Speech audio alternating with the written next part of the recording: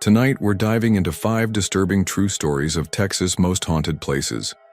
Texas is a land of wide horizons and darker secrets, where ghost towns whisper, shadows move when no one's there, and restless spirits refuse to be forgotten. From eerie lights over lonely rivers to cursed lands that should have stayed buried, these are the tales that will make you question what's real and what's stalking just beyond the edge of the firelight dot. But here's something chilling. Most viewers make a huge mistake. They leave without subscribing. And by doing that, they miss out on the creepiest, spine-tingling stories that only the bravest dare to hear. Don't be one of them. Smash that subscribe button now, because tonight's terror is only the beginning. So tell me, where are you watching from? And what time is it there? Drop it in the comments, because the night is far from over, and the horror is about to begin.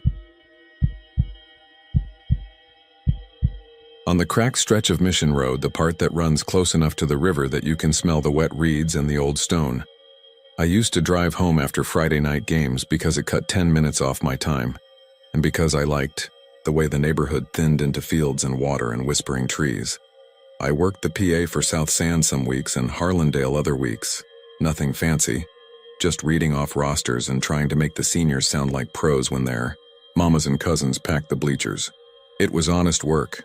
$20 and a hot dog, sometimes a Whataburger run afterward, me with mustard on my shirt, my voice hoarse from telling the home crowd to make some noise for third and long. That night, I left the stadium around 11, with the band still loading sousaphones into pickup beds and the smell of kettle corn hanging in the cool. I had a half-drunk Big Red sweating in the cup holder, and the windows down halfway to let in the river air. I remember the cicadas were loud, those long metallic trills running like a wire through the dark. I remember a train making that low, mournful sound from somewhere near the yard, like it was calling a dog that wouldn't come. Folks tell a lot of stories about the missions when the lights go out. My tia Lupe used to warn us kids not to fool around on the trails after sundown. No te metas por allá, mijo, she'd say, wagging a finger. Because things listen better at night. I took it like I took the rest of her warnings about cold tortillas causing stomach aches and whistling after midnight calling spirits. That is to say, I smiled and nodded and did what I wanted. Mission Road felt like mine at that hour.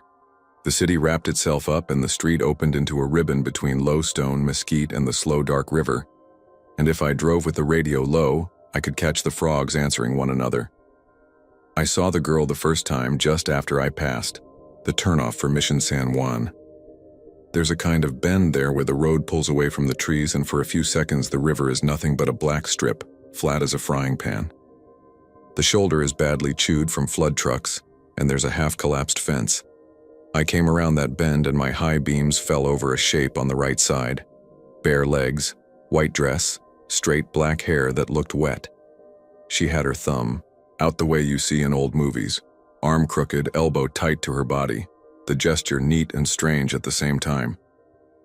I hit the brakes hard enough to make the Big Red jump and the seatbelt dig into my shoulder. I don't want to paint myself as some kind of saint. I don't pick up strangers. I've got a rule my mother drilled into me after one too many don't talk to nobody sermons and a lifetime of local news. But she looked 14, 15, tops, no shoes. The dress, maybe a cheap church. Dress white that had washed to cream, hem hitting just below her knees, clung like she'd been in water. It was 60 degrees, the kind of blessed early fall cool we live for in San Antonio, and she was hugging her arms against herself so tight I could see the angles of her elbows. There wasn't a car behind me. The nearest house sat back a good ways, its porch light a tired yellow dot. I pulled onto the shoulder and rolled down the passenger window the rest of the way. "You okay?" I said. My voice sounded wrong, like I'd swallowed too much air. "You need help? You hurt?" She stepped closer, clean and quiet, and the cicadas cut out all at once. It was like someone had put a pillow over the world. I didn't think about that until later. In the moment, I only thought how small she was, maybe 5 feet. Big dark eyes, too big, the whites kind of flat. People talk about deer in headlights, but her eyes didn't shine back. They didn't catch anything except the light itself. They were dark in the middle the way deep water is dark. A color you can call black, but that swallows other words too. "Can you give me a ride?" she asked. Her voice was quiet and polite and sanded down, like she'd learned English from hymns. You hear enough church in a lifetime and you know that tone. The vowels slightly lifted as if by habit. There wasn't any panic in it. No hurry. I could smell the river on her, the damp mineral smell that clings to rocks and the iron at the back of it. Her bare feet were nearly gray, not bloody or cut up. She wasn't shivering. "Where to?" I asked because my hand had already found the door lock out of reflex. I didn't unlock it. I didn't know if I would. I remember a slow pressure building behind my ears, like when you dive and don't equalize. "You live close? You want me to call somebody?" She looked over my shoulder toward the windshield like something past me had caught her attention. The train called again. It could have been miles away. My dashboard clock ticked from 11:38 to 11:39. The world smelled like wet leaves. Hers was the only face in the circle of the dome light, and it wasn't moving quite right. She didn't blink. Her mouth made the shape of a small, polite smile. "Can you give me a ride?" she said again. Same cadence, same lifted vowels. Not rude, not begging, just repeating, as if the question itself were a polite knock. "Where to?" I said because I didn't know what else to say. I didn't say get in. I didn't say no. My thumb slid up my phone to the keypad out of some automatic part of my brain, and I thought to call 911. Maybe she'd run from a party. Maybe something bad had happened at the river. The moment I hit 9, the screen fuzzed like an old TV. A black smear rolled down the glass like a drop of ink underwater. I pulled the phone back like I'd burned myself and laughed because that's what I do when I'm embarrassed. And I was embarrassed by the thought that a phone could bleed. The laugh didn't feel like mine. It sat heavy and wrong in the cab. She took another step closer. Her hair stuck in strands to her cheek. There was no sound beyond the ticking of the cooling engine and the far-off train. Not a single insect, not even the soft skid of the river. I had the window down and the air didn't touch my face. I could see each little scraped mark on her knees, the kind kids get from falling in the same place over and over. The roughness at the seam of her ankle bone. She didn't stand like a girl barefoot on gravel. She stood like the ground was carpet. "Please," she said, and the word wasn't quite right. There was a beat in it that made me think of a song I couldn't place. I don't know why I did what I did next. I reached over and touched the lock. It thunked up. The dome light brightened like a held breath. I put my hand on the handle to push the door open, and something knocked from the outside. Sharp and deliberate, 2 knuckles right where my hand was. It made the bones in my fingers ring. I snatched back. I didn't look at the window. I looked at the windshield where everything was ordinary. The river dark on my right, the road running ahead, the blank glow of the dash. The same 2 dead bugs smashed at the edge of the glass. Ordinary except for the lack of sound. Ordinary except for a pressure that made my eyes water as if I'd stared without blinking. "I can't," I said. It came out thin. "I'm sorry, I can't. I'll call somebody." I meant it. I didn't know who I'd reach. I just needed to put the truck in drive and take that bend and leave the place where the air felt like a hand. "Please," she said again. Same beat. Same tone. She didn't move away. My eyes found hers in the peripheral, and I felt the oddest sensation. Like I was looking down from the ceiling at myself, hands at 10 and 2, jaw tight. A man I might recognize from a security camera snapshot. Another knock, harder, where my hand had been. You'd think a kid's knuckles would sound lighter. These sounded like something heavier than bone. These sounded like somebody tapping on a tomb. I could have opened the door and let her in.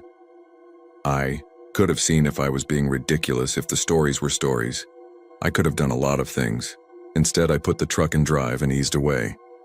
I didn't peel out. I just rolled the tire back to the line of the road and looked in my rear view. The corner of the mirror caught her in the white of the reversing light, and for a moment I saw her face clear, mouth still in that small, polite smile, hair pasted to her cheek, eyes so dark the light couldn't find the bottom. The smile didn't touch anything else. The mirror trembled, and I thought of how in old pictures a lens will take something and make it a little untrue. When I blinked, she was outside the cone of light and I had the road in front of me. And when the tires hit the straightaway, the cicadas came back all at once, roaring, like the volume knob on the night had been turned back up. I drove home the long way after that. I took Roosevelt up to 281 and listened to Tejano radio at a volume just high enough to keep thought from catching up. I ate a stale cinnamon twist at a 24-hour taco spot and stared at my phone like it might apologize for what I'd seen it do. The screen was dry and normal. I slept badly. My dreams had trains in them, big black engines with polished sides and no faces. I didn't tell anyone. Not the next morning, not Sunday when I saw my mother after church, not Monday when I was stuck behind a street repair crew on South Flores and had too long to think. Telling would have meant describing, and describing meant choosing words, and I didn't want the thing trapped in words where I could look at it over and over. I told myself I'd seen a kid who needed help. I told myself I was a coward, the part of me that I don't like, proud of being from here, proud of knowing the landmarks and the trails and the right turnoffs, argued back that I knew that stretch of Mission Road the way I knew the back of my hand. There are plenty of ways to block out a thought. You can put a hand over it, you can turn the radio up. You can call your Tio and offer to help him change the oil on the Silverado because doing a familiar thing with familiar smells and familiar tools will crowd the mind in a nice way. That's what I did Tuesday night. The air in his garage, a warm soup of petroleum and old leather belts. He told me a story when we were wiping down the tools, and I didn't connect it to my own until I was driving home and the river smell slipped through a gap in the window like a thin hand and found my nose. He said when he was a kid, they used to ride bikes down by Mission San Jose and skip school to swing from ropes into the acequia, and there was a girl from the other side of Roosevelt who always asked to play, and they were mean to her because that's what kids do when their meanness is light and casual, like flicking bottle caps. One summer she didn't come back and nobody said anything. Water takes what it wants, my Tio said, a rag in his hands, not looking at me. No lo mires a los ojos, he added, which at the time I thought meant, don't stare at something that's gone. Later I realized he was talking about something else. The second time was a week later. I could say I avoided Mission Road, but you don't avoid what you believe you made up. I cut that way out of habit, out of stubbornness, out of a petty need to prove that the world is simple when you keep your foot on the gas and your mind on other things. There was a football scrimmage at Southside and I stayed after to help a coach pick up orange cones. It was later when I hit the river bend, past midnight. The lights at the mission were off, and the only glow was a smudge back behind the trees, where a house lit its kitchen and forgot to shut the curtains. I came around the same bend and there she was, same shoulder, same neat posture.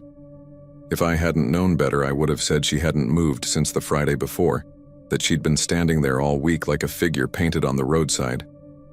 I don't know why I stopped. Maybe I wanted to prove that the first time was a mistake, that I'd misread the depth in her eyes, that my phone had glitched because phones glitch. Maybe I wanted to do the right thing because it shamed me to think I hadn't. I pulled over. She stepped closer. The cicadas shut up. The train called. A light breeze that smelled like cut grass pushed in and then stopped, like somebody had pressed a thumb to a vein. "Can you give me a ride?" she asked. And it was the same voice in the same shape as before. The words laid down like stones on a path. I tried to be smart. "What's your name?" I asked, like I could lay claim to a normal rhythm. "You got folks I can call? You live on this road?" She looked past my shoulder, and for a second, her smile faltered, and I saw what I didn't want to see the first time. The places where her face was almost right, like a drawing where somebody had given up near the end and said, "Good enough." The corners of her mouth didn't crease. The skin under her eyes was too smooth, like paper that had been erased and redrawn. Her hair didn't move when the sliver of wind cut us. If you've ever seen a taxidermied deer in a dim restaurant, you'll know what I mean. Close enough to fool a glance, not enough to fool the part of your brain that keeps you from being eaten. "Can you give me a ride?" she repeated, and something rubbed inside the word ride that made my teeth itch. I didn't unlock the door. I didn't reach for the phone. I told myself I'd sit there and hold my breath and see if she went away. I wanted to know which parts of the first time were in my head. You don't think rationally with your hand on the wheel and something looking in at you. Rational is for after. I stared at the seam where the windshield met the dash and counted to 20. At 15, my passenger seatbelt light blinked on with a cheerful little ding, the kind that's supposed to make you feel like your truck is taking care of you. It blinked twice. The buckled chime sounded soft and insistent. My passenger seat was empty. The air smelled like the river and lilacs, though I couldn't have told you why. I turned, slow, like in a dream, where motion has the weight of deep water. The passenger seat held the impression of someone light, just a shallow tweak in the foam, a dip. A strand of hair lay across the vinyl, dark and wet against the beige. The window was closed. The door lock was down. There was a small streak of damp at the corner where the glass met the rubber, like condensation from breath. Two ovals close together, fogged from the inside, not a handprint. Two little circles. Two little eyes rubbed into the skin of my truck. I don't remember making a decision. I remember the sound of my own voice saying a prayer I hadn't said since I was 10. I remember my hands moving the way they do when you slip, quick and automatic, a double tap on the lock slider like it meant something, my foot pressing the accelerator, the engine taking in air and heat and deciding it was a good night to be alive. Gravel popped, then disappeared under the tires, and the road came up to meet me, and the bend turned and the river moved back where it belonged, out of sight. When I looked in the rear view this time, I saw nothing. The seatbelt light went off with another friendly ding. The air returned in a hurry with all its noise. I talked to myself all the way home and chastised myself for the talking, and then kept talking anyway. My apartment smelled like laundry detergent. I scrubbed the passenger seat harder than it deserved, and put the hair down the disposal like it might grow if I left it in the trash. It's a hard thing to carry by yourself. It's harder when part of you keeps reshaping it into something else. Loneliness, guilt, the normal fear of being a man in a truck in the dark. I lasted a few days before I took my mother to lunch at Bill Miller's and asked her about the missions as if I were a tourist. She laughed at me and said they were older than sense and older than the city, and older than our family being here. And she told me if I went walking by water at night I deserved what I got. I asked what that meant and she wouldn't explain. Tia Lupe, when pressed, looked at my face the way she used to look when I'd come home with blood on my shirt from some baseball incident and said, "No lo mires a los ojos." That time I understood. Don't look it in the eyes. I thought I could manage it. I thought I could see without seeing. The third time it was raining, which in my head made it less likely and more likely at once. The river was up. The low water crossing near Espada Creek had closed earlier in the week and reopened that afternoon. I'd gone by the Valero for gas and kolaches, the kind that make your fingers shine, and the cashier told me to be careful because the road liked to eat people after a storm. We say things like that in this town like they're jokes. I ate the last bite at the light and licked the sugar off my thumb and took the turn anyway. The wipers keeping time. The rain has a way of exaggerating light. It throws a halo around each street lamp and makes houses seem far away and close at the same time. The mission sat back as stone lumps against trees, nothing but darker shapes in the gloom. The river ran fat and brown, snatching at branches. The cicadas were silent because rain has its own band. I'd taught myself to look at the road and the white paint and the little reflective cat's eyes and nod at the shoulder. The wipers clicked down and up, like a metronome for my heartbeat. I passed the San Juan turnoff and kept my gaze straight. She knocked on the passenger window like she'd been pacing me. Not at the shoulder, not outside the cone of the headlight. Right next to my face. 3 taps. Polite. Expectant. I don't think I screamed, but my throat hurt after, so maybe I did. The truck veered a little, I corrected. My hands went slick. I didn't look. I said out loud, "No." Just that, clear as I could. My mother's voice in my mouth. The river threw something heavy against itself, and the sound made a deep wooden thump that stirred something stupid in me that wanted to stop and see what it was. "Can you give me a ride?" she asked near my ear.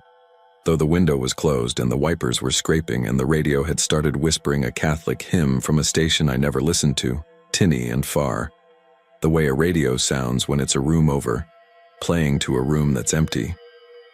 "Please." I looked. I promised myself I wouldn't, and I did. Her face was inches from mine, the glass between us a line that barely mattered. Those eyes weren't just dark. They were deep enough to drop a house in. For a half breath, just long enough for the wiper to stutter and run the rain down the curve of the window. I saw something moving in them. Not faces, not people.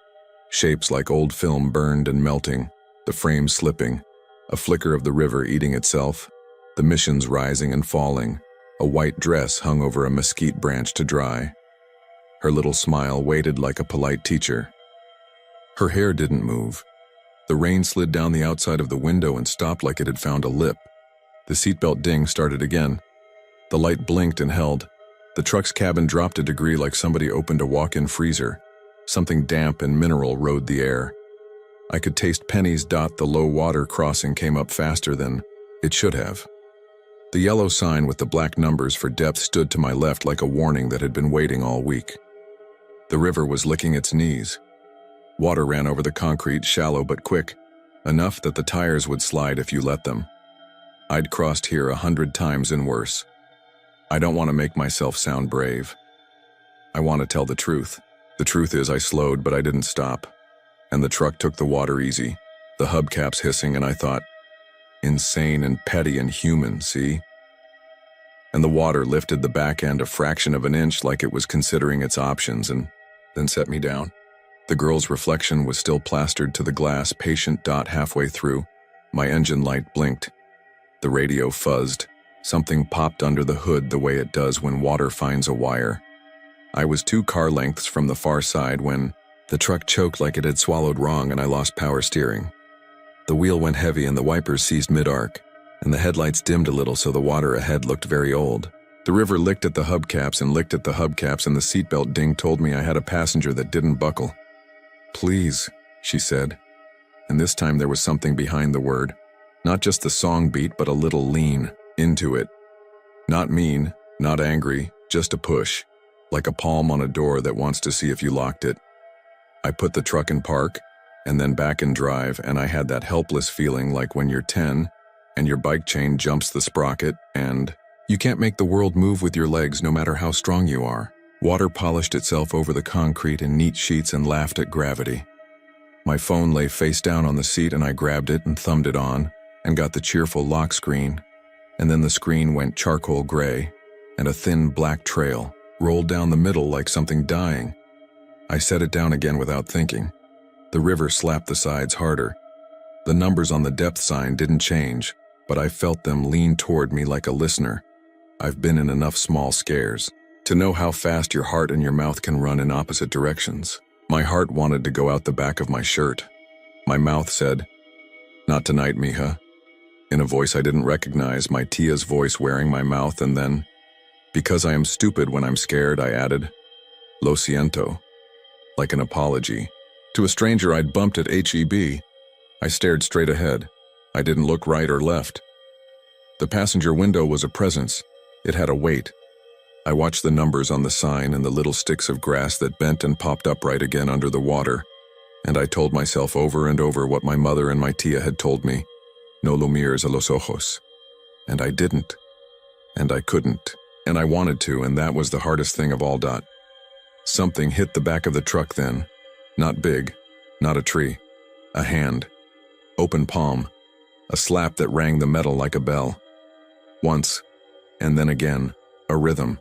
The river pressed itself against the doors. The train sounded itself like a long throat clearing. I put my foot on the gas the way you put a hand on a friend's shoulder, not to move them, just to make contact. The engine coughed, and then a different kind of sound joined the others. Tires finding something, grip, grit.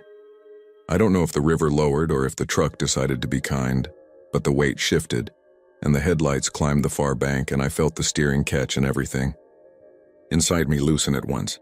The radio spewed a chunk of Spanish liturgy, and then returned to a commercial for a furniture store that had been running since the 90s. The seatbelt ding stopped. The wipers finished their frozen arc and clapped down with a little groan. Didn't look in the rear view.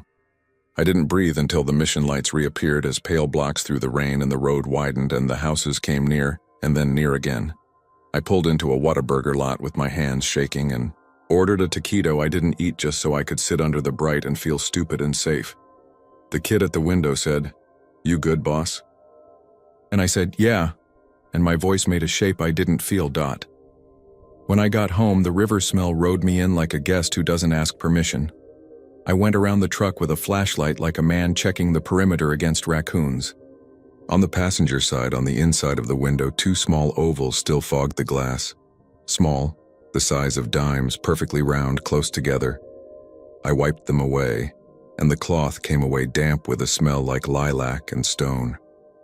In the morning, when I went down for work, a line of little wet footprints, darker than the dust, 5 toes on each, tracked from the passenger floor mat to the center hump, and then stopped in the exact middle of the cab. The print of the right foot overlapped the left as if someone had stood, balanced, listening, and then stepped nowhere.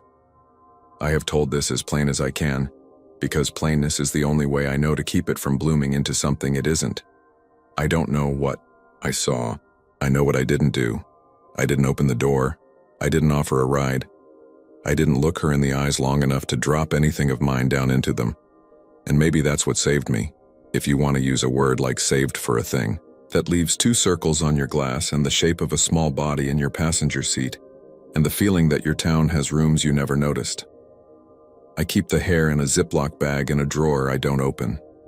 Once, I thought about taking it to a lab and asking them to tell me what creature it belonged to. The thought made my stomach turn in a way I can't justify, as if the answer would be worse than not knowing. I don't take Mission Road at night now, though sometimes I find myself there by accident, because habits are stubborn, and the river is beautiful, and the world leans toward the paths it knows. When I do, I keep my eyes on the cat's eyes and my hands at 10 and 2, and I listen for when the cicadas cut out. That's your first sign. The second is the train. No matter where it is, no matter what time, it will call like it's only a block away. If you hear both at once, don't slow, don't stop, don't answer the knock no matter how polite it is. If you must say anything, you can borrow my mother's words. Not tonight, Mia. Lo siento. Sometimes late. Even on nights I take the highway and surround myself with other people's headlights and exit ramp signs and the ordinary comforting stink of hot brakes. I'll get home and look at the passenger window and find that the glass is fogged in 2 small circles from the inside. It's always at the same time, give or take a minute, 11:38 to 11:39. And the radio, if it's on, will pick up a hymn, and the air will smell like river stone and lilac, and for a second, I will feel that soft, polite presence in the seat next to mine, and I will speak out loud to a thing I hope cannot be hurt by being refused. Can you give me a ride? Not tonight.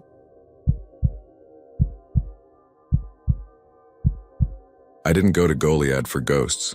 I went for a football game and a quiet weekend, the kind you tell yourself will rinse out the noise in your head. I'm an assistant athletic trainer for a 3A district west of San Antonio, and our season had a bye.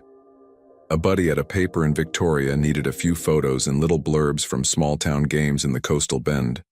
Nothing fancy, just a side hustle. I like the rhythm of it.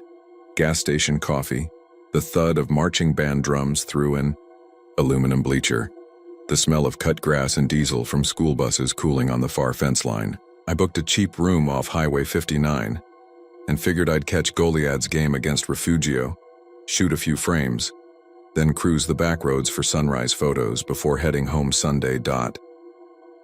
If you've never been to Goliad, it's one of those places that feels older than the highway that feeds it. Live oaks lean over the road like they're tired and grateful for the shade they give. The square's got brick storefronts where the paint fades to chalk, and there's a courthouse that looks like it's watching you cross the street. South of town, the San Antonio River moves slow, as if it learned patience from the heat. The Presidio La Bahia sits on a slight rise near the river, low stone walls and a chapel that seems too small to hold the echo of its bell. I'd seen pictures, but the photos never quite show the thickness of those walls, how the stones feel cool even when the wind off the prairie smells like sun-baked mesquite and dust.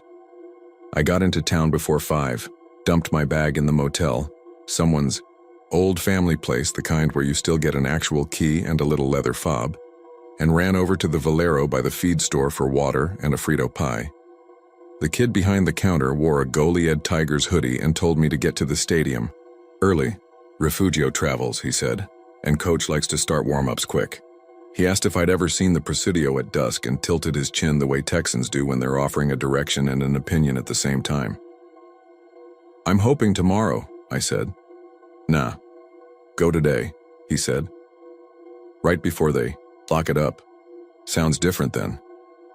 I drove down to it the long way, sliding past the square and out onto 183, then turning where a low brown sign pointed. The wind had a bite for the first time in weeks.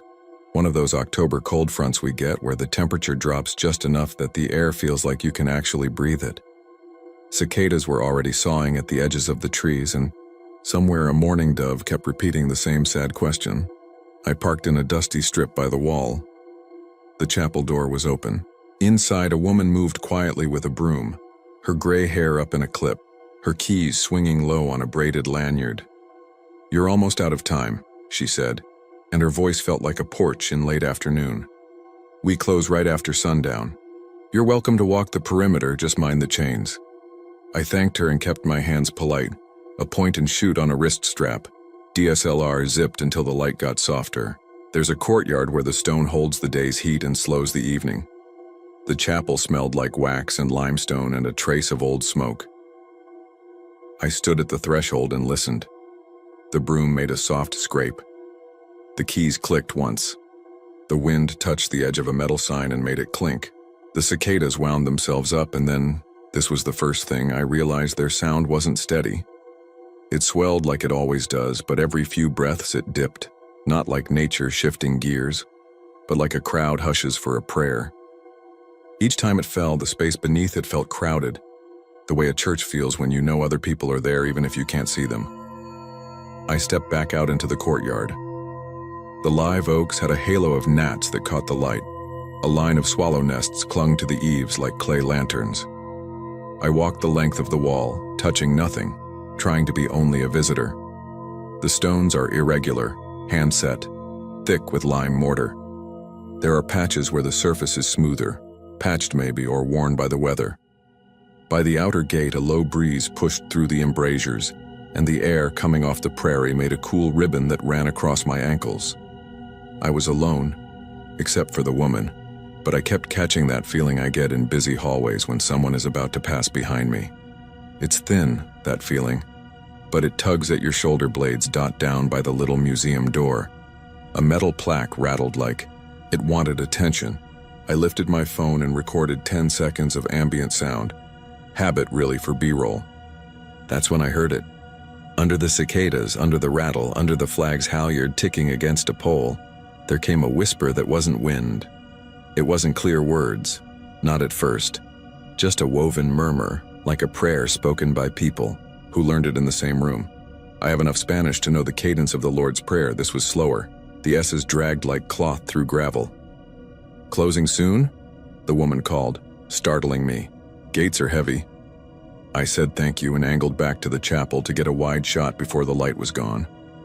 The woman had set her broom aside and was snuffing small candles in the back, pinching wicks, lids clicking. She looked up at me, like she'd been waiting. You all right? She asked. Yeah, I said. And then, because you sound less ridiculous if you say things simple, I thought I heard talking. She measured me in a heartbeat and decided I wasn't here to make a video out of it. We're near the river, she said. Sound travels and folks talk. She lifted the keys. 8 o'clock, she said. Go on to your ball game. On my way out, at the jamb of the chapel door, I brushed the stone with my sleeve and came away with a faint chalk smear, white and gritty. Lime dust, I guessed, rubbing it between my fingers. It left a pale line on my skin that the cold air didn't take dot. The game felt like Texas again, and not like old stone. The lights came on, and moths swarmed the lamps, and the two teams hit quick. Somebody's grandma yelled the same advice she must have yelled at her son in the 90s. Wrap up. Lord, wrap up. And a cowbell on the visitor's side kept clanging whether it made sense or not. I stood at the 40 and took my frames and wrote the little notes I'd promised. A running back's yards, a big tackle on third and short, band's halftime with Louie Louie like someone had just discovered it. For a long stretch, I forgot the Presidio. When I did remember it, it was because the PA cut out during a timeout and, in that sudden quiet, the cicadas spilled back in, too loud, and in that moment the crowd didn't sound like a crowd. It sounded like a river dot after the final horn. Goliad. By a touchdown, kids draped in blankets trading places on the fence rails. I sent a couple of photos to my friend, stowed the camera, and let the parking lot empty. I wasn't looking for trouble. I was looking for quiet. The motel room had a humming window unit and a shower head that squealed. What I had was caffeine and the kind of restless collected by long drives, so I drove. I rolled the windows down and let the cold front do what it does, scrape out the heat that stuck to you. The roads were empty. A few miles south, a narrow turnoff took me toward the river. The moon had hauled itself up like a bucket from a well, round and worn. I could see the outline of the Presidio as a darker shadow against the sky. The chapel, squat and square, the flag a darker line dot. There was a light in the chapel. A bare, low candle, maybe. Nothing like a lamp, more like a dull gold dot that breathed when the breeze moved. I shouldn't have been able to see that, not with the door shut, but there it was, a faint pulsing glow where the altar would be. For a long minute I sat with the truck idling and told myself the woman had left the sanctuary lamp, the kind kept on near the tabernacle. I hadn't grown up Catholic, but I'd been in enough churches to know some lights stay lit. I killed the engine. Without the fan, the night was suddenly large. I could hear the river rustle against its own banks, the cicadas, a stray dog barking once, twice, then giving up. I just wanted a photo of the silhouette, something moody. I stepped off the gravel and onto the packed earth and immediately felt the change in temperature like stepping into a cellar. It didn't make sense, stone holds cold, but the weird part was where the cold was. It wasn't over by the wall. It was to my right, a shoulder's length away, like I'd just walked through someone's shadow. Instinct made me move left. I'm not brave in a showy way, I'm practical.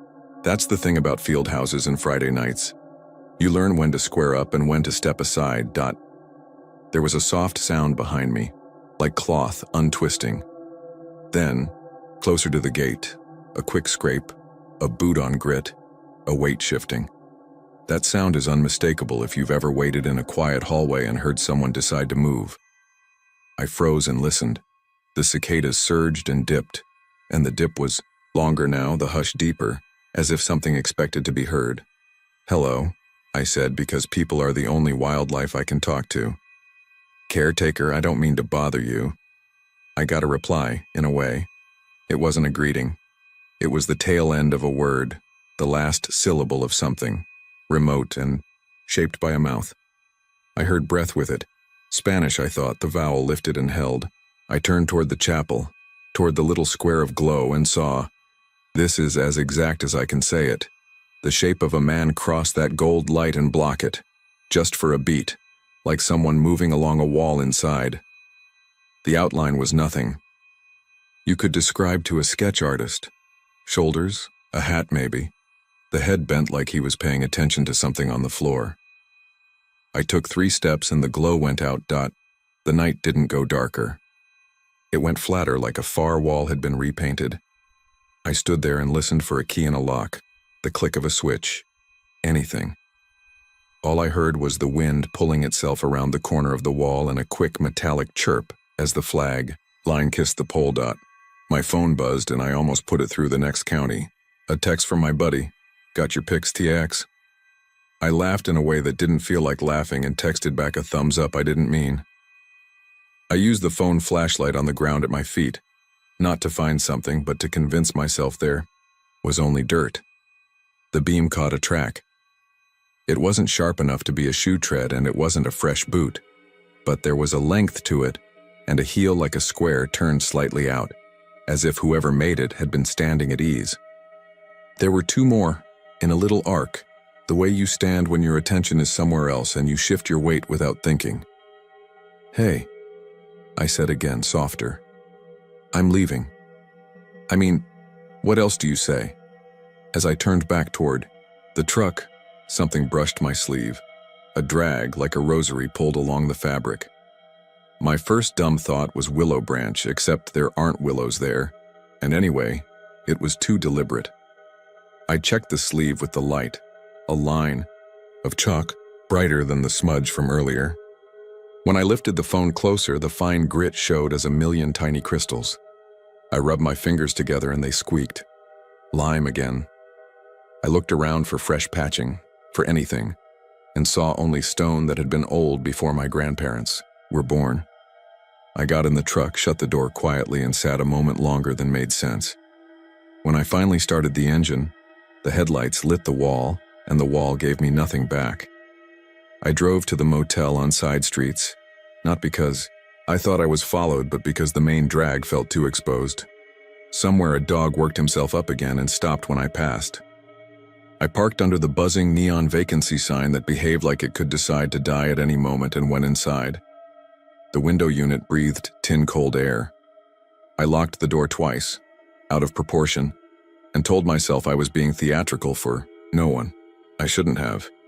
But I played the 10 seconds of audio I'd recorded by the museum door. The phone speaker is trash, but you can hear the cicadas soft and steady, a lift of wind, and under it, once you notice it, you can't not, the thread of a voice. It's not a voice, plural. It's voices that move like they make one current. I ran it again with the sound turned up. At the 7-second mark, there's a shift, a thinning in the insect noise, and a phrase unfolds like fabric letting go of a wrinkle. "Donos Dejan." That's what I heard. "Don't leave us. It's easy to hear what you want."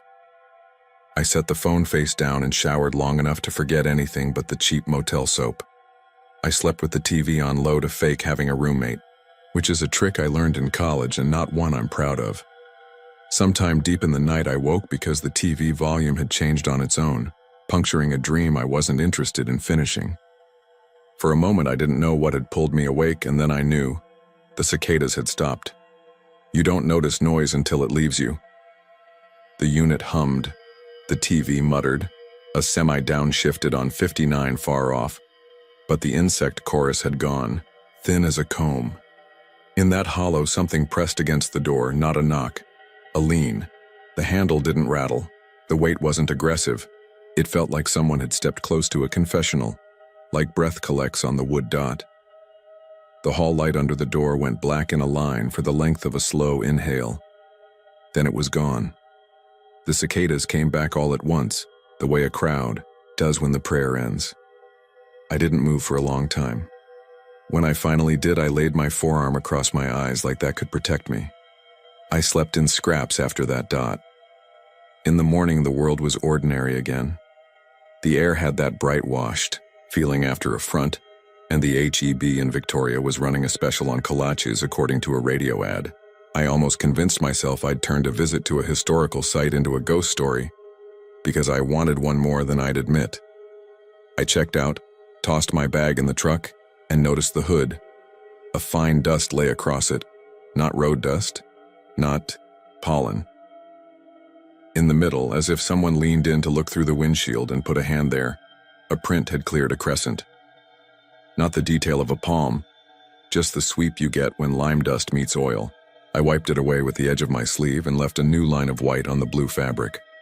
I told myself I'd stop for a breakfast taco and leave town without thinking too much. I even did stop. Whataburger parking lot, 2 scrambles with green, salsa and a coffee that had been made by someone who wanted to do it right. And I would have left it at that, truly.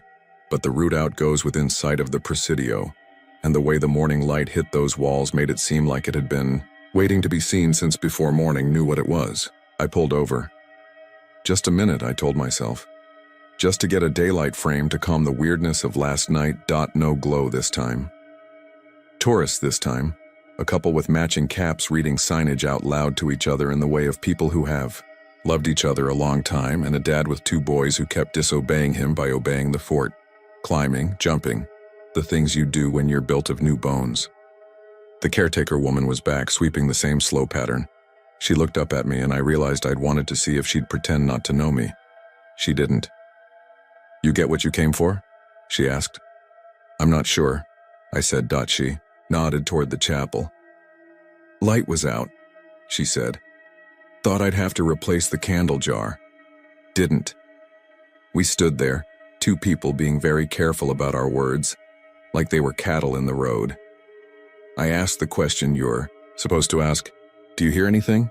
She set the broom carefully against the wall. The keys didn't jingle when she moved. Somehow they kept from making a sound. I hear the river, she said first. Folks think they know what quiet is until they meet water. She glanced at the boys, their dad. And I hear people's hearts doing more work than they're used to. She studied me. Sometimes at dusk there's a prayer that isn't mine. Spanish? I asked. Mostly, she said. Sometimes it's not a language I know. She smiled like we were in on something that wasn't a joke. You don't take anything, she said. You don't even take a story if you're careful. You leave one instead. I don't know what she meant. Not really. But I did try to be respectful. I went into the chapel on tiptoe, though there was no reason to sneak. The little sanctuary lamp was indeed lit, a calm dot of red like a slow heartbeat. The air was cool and smelled like dusting powder and wax. On the nearest pew, in the place where a hip leans when a person stands to kneel, a single dark bead sat, almost black, almost brown, worked with tiny facets. Not placed, not fallen. There. I don't know enough to name it. I didn't touch it. I let the shape of it enter my knowing and left it alone. I walked the outer wall one more time, south to north, stopping where the breeze made the ground cool. The river made the kind of just visible light you get from water in trees, a moving suggestion. A little lizard darted out and back as if he'd been told to play the part of lizard in someone's memory. The boys were arguing about who would have been the soldier and who the captain. Their dad corrected them gently about which direction the gate faced in the old days, and one of the boys said, "You don't know," in the tone of a young person who doesn't yet understand how knowing works. Somewhere not far, a train blew its horn. 2 longs, 1 short, 1 long, and it felt like the entire morning took a breath and held it until the sound passed. I left without collecting anything but the lime on my sleeve. I texted my buddy the stats and a promise to invoice. I told myself I'd file the photos by Monday and put the Presidio in a wooden box in my mind, something carved and closed. On 59, between Goliad and Victoria, there's a stretch where the highway straightens and the fences run true and the land opens its hands. I drove that stretch and thought about how sometimes a thing is old enough to make room for you without meaning to dot. That would have been the end of it if the audio hadn't been what it was. I didn't listen again until Tuesday night after training. Room hours, when the last of the boys had iced and joked their way out the door. I sat at my little desk where I schedule tapings and order elastic wraps and prosaic things like that, and put in earbuds and ran the 10 seconds into a cheap editor to clean the wind. Cicadas, flagline, breath. And then, in the hush, a thread of long sibilance and a word that wasn't quite the one I'd heard before. It came from the left and crossed to the right.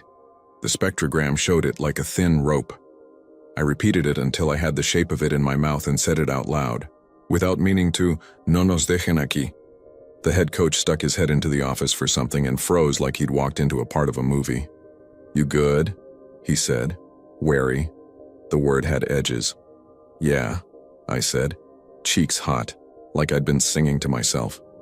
Spanish. Homework. He took it as a joke, thankfully, and went back to his paperwork. I saved the file and lied to myself that I'd never open it again. I did, of course. I opened it on Wednesday and again on Friday before our home game, and once on Saturday night with the TV on and the volume low. Every time the same phrase surfaced. Not always at the same second mark, not always with the same breath, but always that shape. Don't leave us here. I didn't return to Goliad the following weekend or the one after. I had reasons that weren't reasons. And yet the Presidio kept finding me in little ways.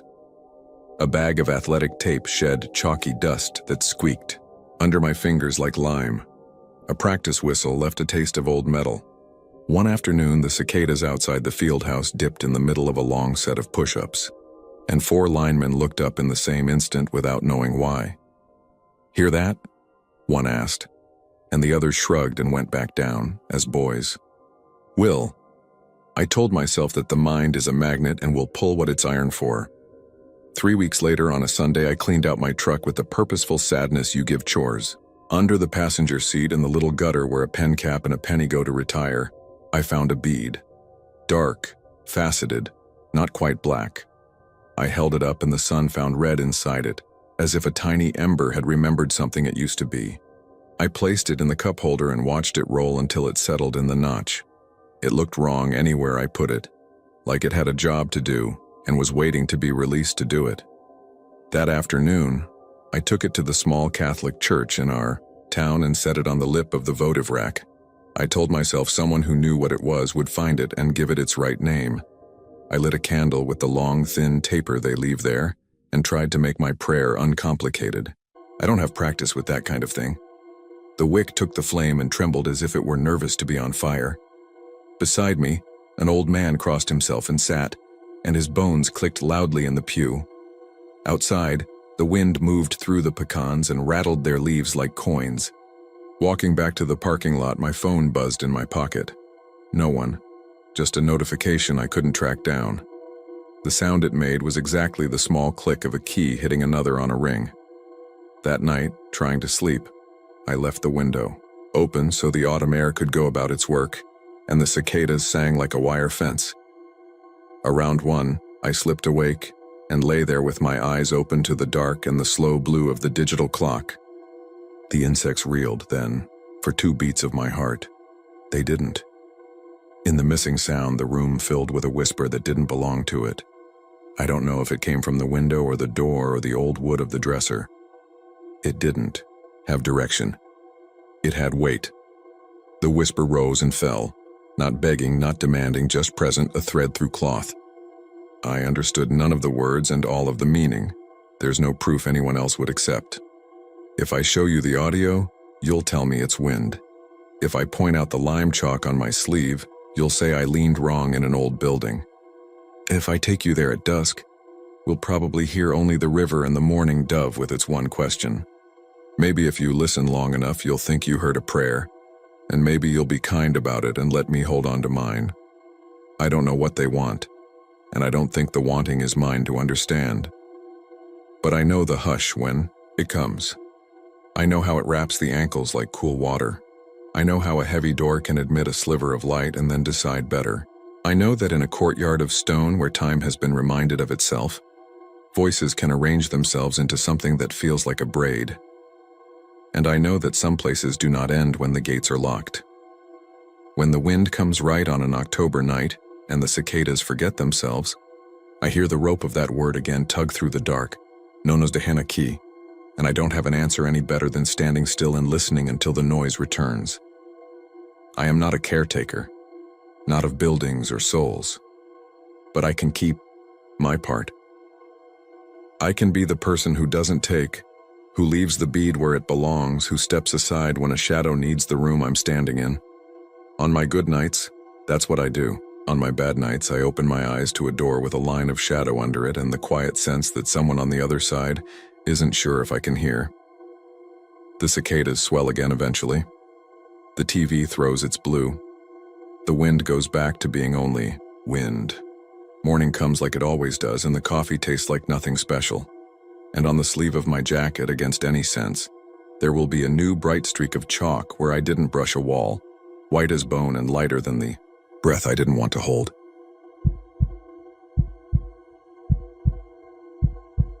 I've driven Highway 281 more times than I can count, especially back in the late 90s when I hauled feed between San Antonio and Marble Falls. That stretch of road is wide and lonely at night, the kind where you set the cruise control, lean back, and let the hum of your tires drown out the cicadas and crickets screaming in the ditches. I used to joke that 281 was the only highway where you could see a set of headlights a mile behind you and know exactly what song the driver was listening to. That night, though, I learned how wrong I was about being alone out there. The air was muggy, one of those unseasonably warm October nights where the windshield fogs up just enough to make you keep hitting the defrost. I'd fueled up in Johnson City, grabbed a Dr. Pepper and a gas station burrito and figured I'd make Burnett before I stopped again. Somewhere near mile marker 164, I saw her dot. At first, I thought it was a trick of the headlights, heat waves, rolling up off the asphalt. But as I got closer, I could see her plain as day. A young woman, barefoot, standing on the shoulder, thumbs stuck out in that classic hitchhiker's pose. She wore this long white dress, the kind you might see at a quinceañera, except it looked stained at the hem like she'd been walking for miles through dirt and weeds. Her hair was long, dark, and wild, whipping around in the warm gusts that funneled across the hill country. I slowed instinctively. Nobody in their right mind would be out there on foot at 2 a.m. My dad always said, "Texans help, Texans," and I'd been raised to offer a ride if someone needed one. Still, something about her froze me. She didn't wave or call out. She just stood there, rigid, waiting, like she already knew I'd stop. I rolled the truck onto the shoulder, the gravel crunching under my tires. She walked up slow, her bare feet making no sound even on the loose rock. When she reached the passenger door, she didn't look me in the eye, just pulled the handle and climbed inside without a word. The cab filled with the smell of damp earth, like fresh rain on clay. "Evening," I said, my voice sounding too loud. "You all right, miss? Where you headed?" She stared straight ahead, her hands folded in her lap. In the glow from the dashboard, her skin looked pale, almost gray. Finally, she whispered, "North." That was it. Just that one word. I nodded, put the truck in gear, and pulled back onto the blacktop. The miles slid by in silence, broken only by the low whine of the engine and the faint rattle of tools in the glove box. Every so often, I'd sneak a glance at her. Her dress seemed drier now, cleaner somehow, and I couldn't figure if I was imagining it. When we hit the long straightaway past Round Mountain, she suddenly turned her head toward me. Her eyes, God, I'll never forget those eyes. They were pitch black, no whites, no pupils, just like 2 holes burned clean through her face. She smiled then, a small, strange smile that didn't reach anywhere else on her face. "You should slow down," she said softly. Before I could answer, something banged the back of the cab. Loud, sharp, like someone slapping the metal with an open hand. I nearly swerved off the road. My headlights caught a shape in the ditch, a man, tall and lanky, running alongside us, keeping up with the truck. His mouth was open wide like he was screaming, but no sound came out. I hit the gas. The speedometer climbed past 70, 80, but when I looked again, the ditch was empty. My passenger seat was too. I slammed the brakes and skidded onto the shoulder, heart hammering. The cab reeked of that damp earth smell. The seat belt on the passenger side was stretched across the cushion, locked tight like it had been buckled. A moment before, I didn't wait around to check. I floored it all the way to Burnett, lights off once I hit town. I sat in the lot of a Whataburger for half an hour before I could make my hands stop shaking enough to eat something. Since then, I've talked to other drivers. More than a few swear they've seen her, always around mile marker 164. Some say, she climbs into the cab like she did with me. Others say she just vanishes when they pull over. A couple claim they've woken up hours later, parked on the side of the road with mud on their boots and no memory of stopping. Me, I don't know what she is. All I know is that every time I pass that marker, I keep my eyes straight ahead, hands tight on the wheel, and I don't dare slow down for anyone. Because if you do, you might not be the only one in your truck anymore. I'm not the kind to chase ghost stories. I grew up around folks who say a prayer, change a tire, and go to work in the morning. But that night, after a Friday game on the west side of Arlington, after the band packed up and the stadium lights bled out into the humid dark, we were full of that do-something energy you get when you're 20 and your town feels both small and endless. We swung by the Quick Trip off Randall Mill for gas and taquitos, truck smelling like jalapenos and spilled Gatorade. And Ray said, real casual, "Midnight on Devil's Bridge. Y'all in?" Jess rolled her eyes. "That's Denton. Goatman's. Up in Denton." "Nah," Ray said, grinning. "We've got our own one here. Ask anybody who ran around River Legacy too much after dark. Kids dare each other to cross at midnight, cut the lights. Some say hoof prints appear on the concrete. One boy never came back. He said it like a joke you test on your friends, the kind you expect to get swatted down. But the air felt like wet cotton. The kind that sticks to your neck. The kind that makes you feel alive and a little mean. Traffic on I-30 hummed like a river. The freight line moaned somewhere to the north. We were all a little punch-drunk on victory and sugar, and the idea seemed harmless. A back road, a bridge, a laugh, home. By 12:12, I'd turned off Green Oaks toward the Trinity Bottomlands. Following Ray's directions past the park turnoff and the new houses that sprouted up like mushrooms after rain. We passed a shuttered bait shop with a busted Miller Lite sign and a bar and grill that used to be a Dairy Queen. The scent of fry. Oil lingered even with the lights dark. The neighborhoods thinned out, giving way to black stands of cottonwoods and pecans hemming the road. The river bottom pulls heat in strange ways. Dead pockets of chilly air that slip through the truck cab when you roll the window down. All that water drawing sweat from your skin and replacing it with a damp chill. Cut your brights once we're close, Ray said. Whole point is you roll up quiet, you'll know it. The rails are all tagged to hell. There's a barricade at the old spur, but the bridge itself still takes cars. Just ease it. Ease it, Jess echoed, like we're sneaking up on the devil. Marco laughed from the back seat, knocking ashes out his window. He wasn't. A smoker, not really, but he carried a pack when he wanted to look cool. The ember streaked away and vanished. I got 20, says nothing happens. We walk it, we spit, we go home. I got an 8 a.m. shift at Cavender's. You can buy me a breakfast taco then, I said, and turned the radio down until all we had was the soft tin rattle of the dash and the night outside. The road narrowed. New pavement gave out to an older patchwork skin of tar snakes and faded white lines. The trees closed in.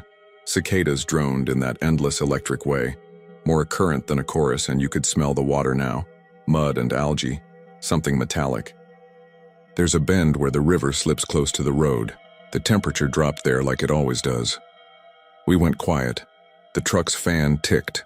I saw the concrete rails up ahead, too short for modern safety codes, stained with rust and graffiti and a brown trickle from a pipe that dripped even in dry months. The bridge looked younger than the story, the way a place does when the thing people talk about clings to an older layer you can't see. I clicked the headlights off at 12:25 and let the truck idle. Our eyes adjusted. The stars weren't much. This is North Texas. There's always a city glow somewhere. But the bridge held the night like a bowl. The cicadas carried on. A train horn bleated in the distance and faded. My windshield fogged a little where our breath hit it. Ray leaned forward, between the seats. Rule is you roll across with the lights off and stop dead center. That's it. Why? Jess asked. Because that's where he jumps up, Marco said in a stage whisper, and we smacked him without looking. I eased onto the concrete. The tires thumped over an expansion joint. The rails slipped past at elbow height, close enough to reach out and touch. To our right, trees gloomed over the river channel. To our left, a tangle of scrub and a cut where the old service road used to, dropped down to a maintenance gate. Halfway over, I tapped the brake and let the truck come to a long, slow halt. The fan hummed. The cicadas sang. Nothing else happened. All right, Marco said. Let's mock Satan and go. Give it a minute, Ray said. We gave it a minute. The minute unspooled. Somewhere in the fields, a dog barked. A freight car groaned like a door hinge, a long whine that didn't resolve into a train. Jess cracked her window. The wet night rolled in. I could hear the scratch of mosquitoes at the glass, their thin whine like radio static. With the lights off, the bridge felt like a hallway, and the darkness beyond our hood felt heavy. A thing you could reach out and touch. Okay, I said, more to the air than to them. We came, we sat, we... The cicadas cut off. Not slowed, not lowered like a dimmer, off, a switch thrown. The quiet after was not quiet. It was a pressure, like a hand pressed to your ear. I felt it in my teeth. Jess sucked in a breath. A single cricket tried one half-hearted chirp and was swallowed by the hush. From underneath the truck, something tapped the metal. Just a light. Hollow knock like a small rock flicked against the muffler. Marco barked a laugh that was too loud in the sudden blank. That you, Ray? Ray shook his head. I'm right here. Another knock, a little harder, I felt it through the floorboards. The kind of thing you tell yourself is a stick settling, a pipe pinging as it cools. I reached for the headlight switch by reflex. "Don't," Ray said. "You'll ruin it." "What's it?" Jess whispered. Even whispering felt like we were trespassing. The river made a wet mouth sound somewhere. Down in the dark, I shut the ignition off. The fan died.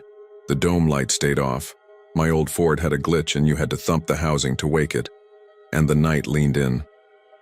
With the engine silent, I noticed something I hadn't heard in a decade or more. The slow, measured clop of hooves on concrete, as if someone were hand-walking a horse. 1, 2, 1, 2. Light, not a draft horse, and not the clatter you hear on a parade road. It was the sort of clean ring a horseshoe makes when it's new. The steps were unhurried. They came from in front of us at first, and then, as if they remembered themselves, from both sides of the truck.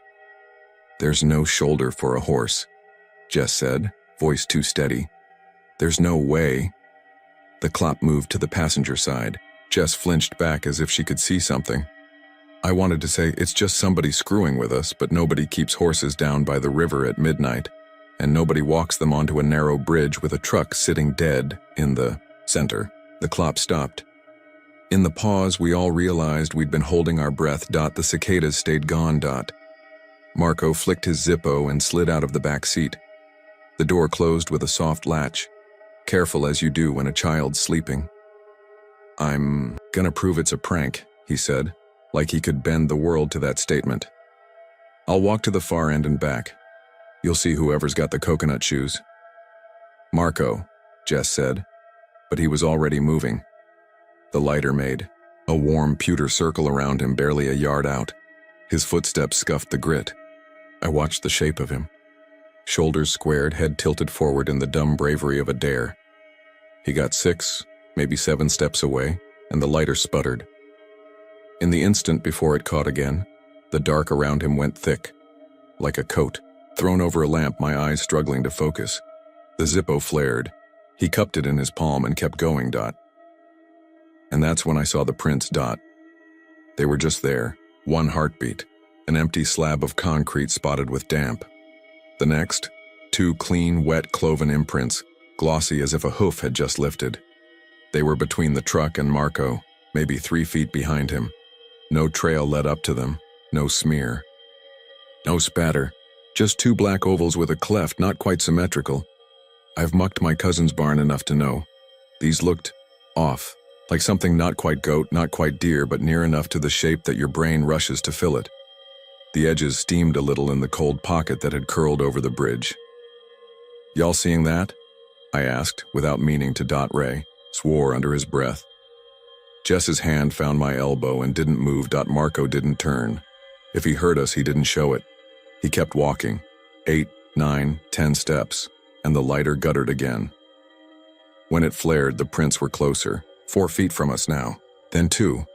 "Marco," I said louder. "Come on back." He pivoted. "It's nothing. There's..." His lighter went dead, and in the split second of dark, something clopped right beside my door. The sound was so close I felt wind move on, my wrist where it hung over the steering wheel. The smell hit then, hot metal, hay damp with river water, and a sour tinge like blown-out matches. Ray made a small sound in his throat that I'd never heard from him, not in a fight, not when he broke his collarbone sophomore year. "Dadgummit," I said because I didn't know what else to say, and reached back to smack the dome light into life. The lens clicked but refused to glow. "Don't," Jess hissed. "Don't turn on the..." Too late. I twisted the headlight knob, and the world jumped into the harsh rectangle of halogens. There was nothing in the beams, just our truck hood turning white, the chalked outlines of names and hearts on the rails, the drip of rust from the pipe, the wet scar of dark where water tracked. Ahead of us, Marco shielded his eyes, frozen mid-step. But to my left, on my side, of the white line, 2 prints shone like ink. Steam curled from them like breath. The concrete around them was bone dry. I didn't say anything. I didn't have words that fit. We said goodnight like we'd been bowling late, and I went inside and locked my door and put the chain on and checked it twice. I didn't sleep. Every sound was a footstep. My phone, abandoned, in my pocket until then, had recorded an hour of audio because my thumb had hit the voice memo icon when I set it on the dash. I put it on speaker and listened. At first it was what you'd expect. The drowse of the fan, the scrape of denim, the cooling tick of the block. Then 5 minutes in, silence drops like a lid. 30 seconds later, the clop begins. It's as clear as it felt. 1, 2, 1, 2. No echo. Just presence. In the speakers, when the breath happened by my ear, it made the mic pop, like someone had exhaled right against it. After, there's a sound I didn't remember, something soft dragging across a rough surface in 3 slow pulls. When the quarter went, the little metallic ding down in the joint rings out in that memo like a spoon tapped on glass. I still have that file. I don't play it. The next afternoon, I drove back to the river in daylight, because that's what you do when something shows its teeth in the dark. You go look at the gums in the sun. Saturday joggers trotted past. A dad in an AANDM cap pushed a stroller. The concrete was just concrete. The rails were as ugly and tagged as ever. The pipe dripped. There were no hoof prints, no sneaker treads, no ash ovals. The breeze smelled of mud and last night's beer cans someone had left crushed by the wall. The river looked bored, brown water sliding under branches like a slow animal dot on the far side, down the embankment where the floodplain flattens out. Into scrub and reed grass, I found a place where the dirt was torn up. Not fresh, but not old. A patch of prints that looked like hogs, cloven and splayed, and a deeper pit where something heavy had stood. That's hog country. You'll see their work all around the Trinity. But the spacing here was strange, too neat, almost a measured gait along the base of the bridge. I crouched until the blood beat in my ears and told myself it was pigs and teenagers and water that left marks where we think we see patterns. An older man with a sun-leathered face came up the grade in waders, a bucket of stink bait swinging, rod over his shoulder. He nodded at me in that polite Texas way where you don't invade but you acknowledge. "Y'all fishing or what?" "Just looking," I said. He followed my glance to the underside of the bridge, where the shadows layered like stacked plates. "You hear it?" he asked. "What?" "The clopping. Folks say somebody shoes their goats out here and messes with the kids. Or they talk about the old trestle that burned to hell a lifetime ago. My daddy called that cut down there Hell's Gate for a reason." He squinted toward the tangle of vine and concrete pilings. "Some nights it's just quieter than it should be. That ain't ghosts. That's the river reminding you you ain't in charge." "You ever see prints?" I asked before I could stop myself. "Every critter in Texas puts prints here. Pigs, deer, dogs, folks. After a rain, you'll get splay-footed nonsense that looks like the devil himself got lazy and borrowed a goat." He grinned. "One tooth. Gold. You a believer?" "I'm trying not to be," I said. He nodded like he approved. "Good policy. Don't lean either way. Just don't go down there at midnight looking for friends you don't want to keep." I didn't tell him I already had. Back at the apartment, I hosed the truck. Mud ran off in brown rivers. I soaped the tailgate where the pings had rung and scrubbed. When it dried, a faint pair of half-moon smudges were still there side by side, just above the F-150 stamp, where something had tapped with a weight you would not expect. I tried a magic eraser. I tried rubbing compound. They stayed. If you don't know what you're looking at, they're nothing, just weathering in the pattern of past dirt. If you do, they're the suggestion of a cleft. Weeks passed. We didn't go back. Jess transferred to a store closer to Mansfield and avoided the river roads. Ray made jokes about it and then refused to cross that bridge after dark. Marco stopped, carrying a lighter.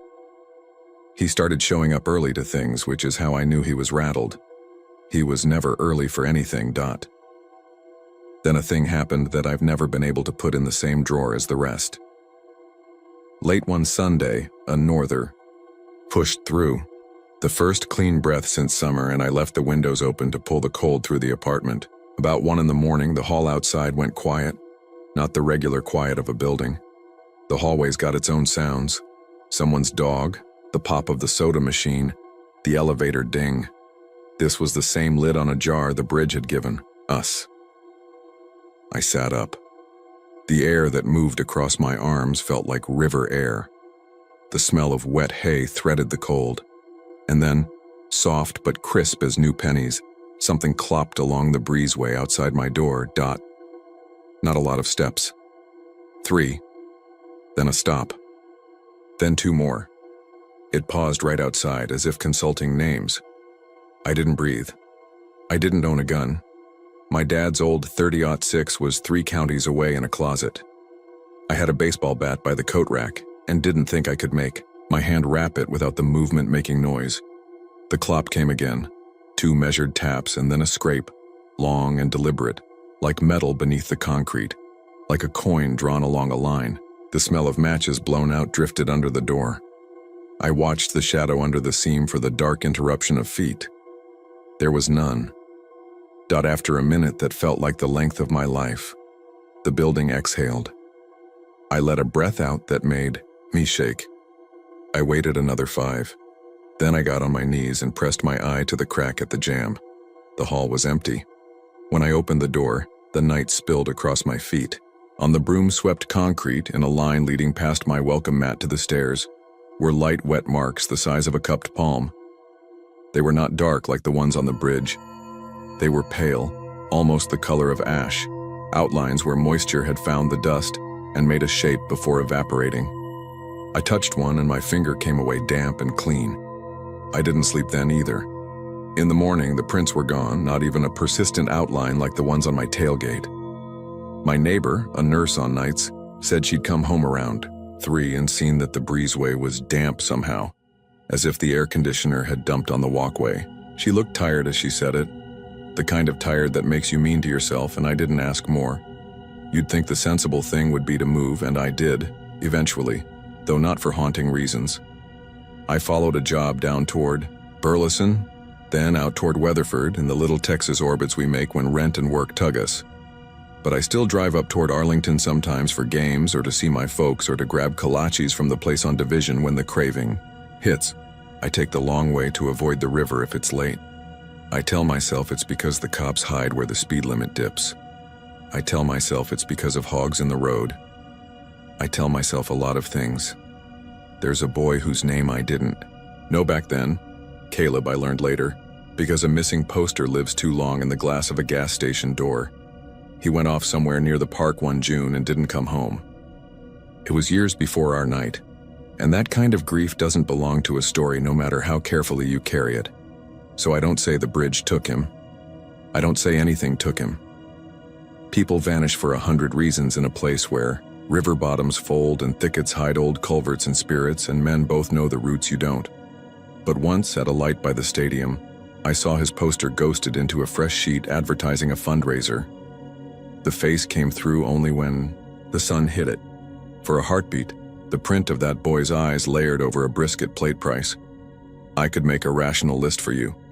We were primed. Ray told the story. We expected a shape, and our brains will draw one. Condensation and cold pockets do wild. Things on concrete by water. Hogs print cloven and can pop out of nowhere. Teenagers mess with teenagers. Lighters gutter in wind and night makes depth you can misread. I could show you photos of the tailgate and you could say, honestly, that's nothing. That's just where your hand always rests when you close it. You'd be right enough to live by . And yet, sitting in the dark months after, when the train horn drifted over from the North Line and the cicadas hit their wall of sound, I'd hear it anyway.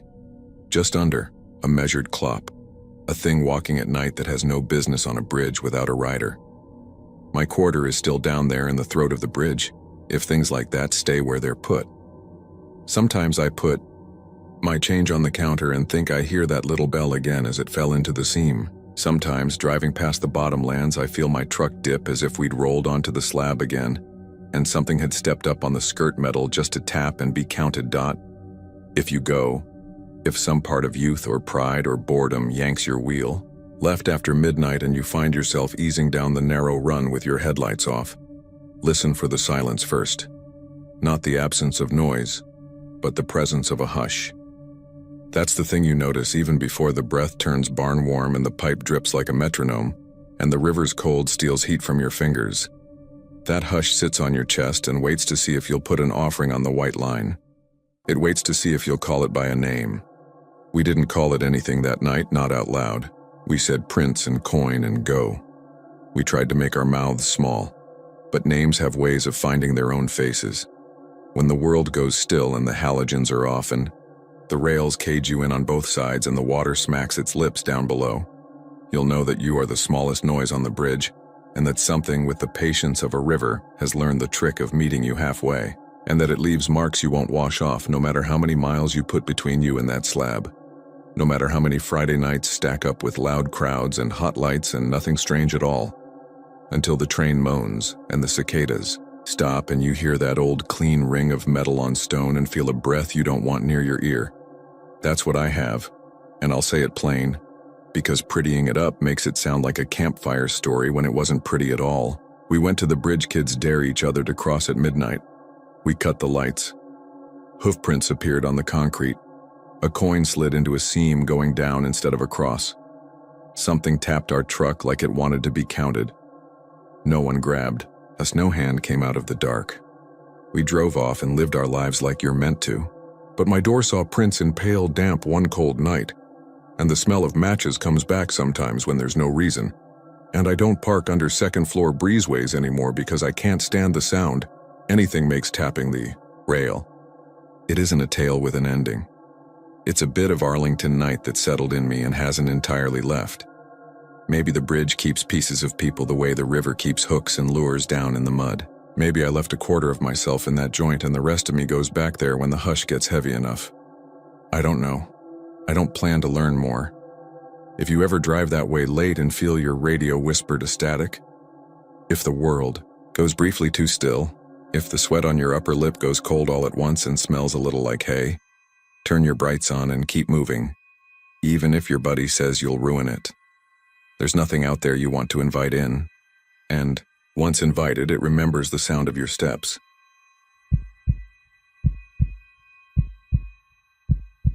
Folks near the old depot swear the iron wheels still thunder past at 2:17 a.m., but the rails that fed the brickyard spur north of town were torn up in '78.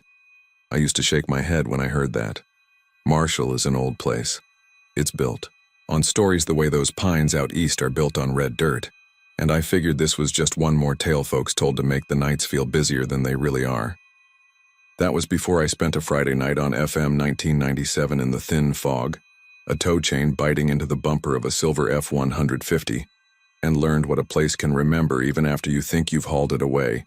That evening started as ordinary as a cup of diner coffee. I'd been helping my uncle with his wrecker, the kind of part-time job you do when you're too restless to sleep and too broke to say no.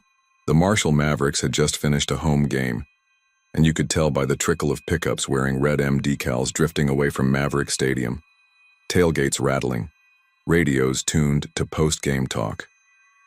The air had that November bite, not cold like Amarillo gets, just a damp chill that slips under your jacket and settles in your wrists. Somewhere to the south, a real freight moaned, long and lonely through the piney woods, and I remember thinking it always sounded older than it was, like every whistle carried ghosts whether there were tracks under it or not. Around midnight, I took a call. A kid had put his truck into a shallow ditch off the old spur road near the old brick kiln site, a place where the asphalt still showed the pale scars of ties like healed stitches. He said he was okay, just stuck, and his voice had the strained, casual tone people get when they're embarrassed and want to sound grown. "I'm off 1997, he said, "where the old crossing used to be. Y'all know it?" I did. When I was a boy, my granddad would drive us past the Texas and Pacific Depot to get a malt at the Sonic on East End, and he'd point out the rails and tell me about working third shift at the yard.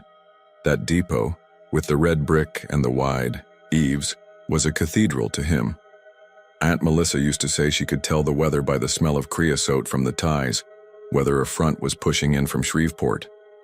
Those rails had been the town's pulse.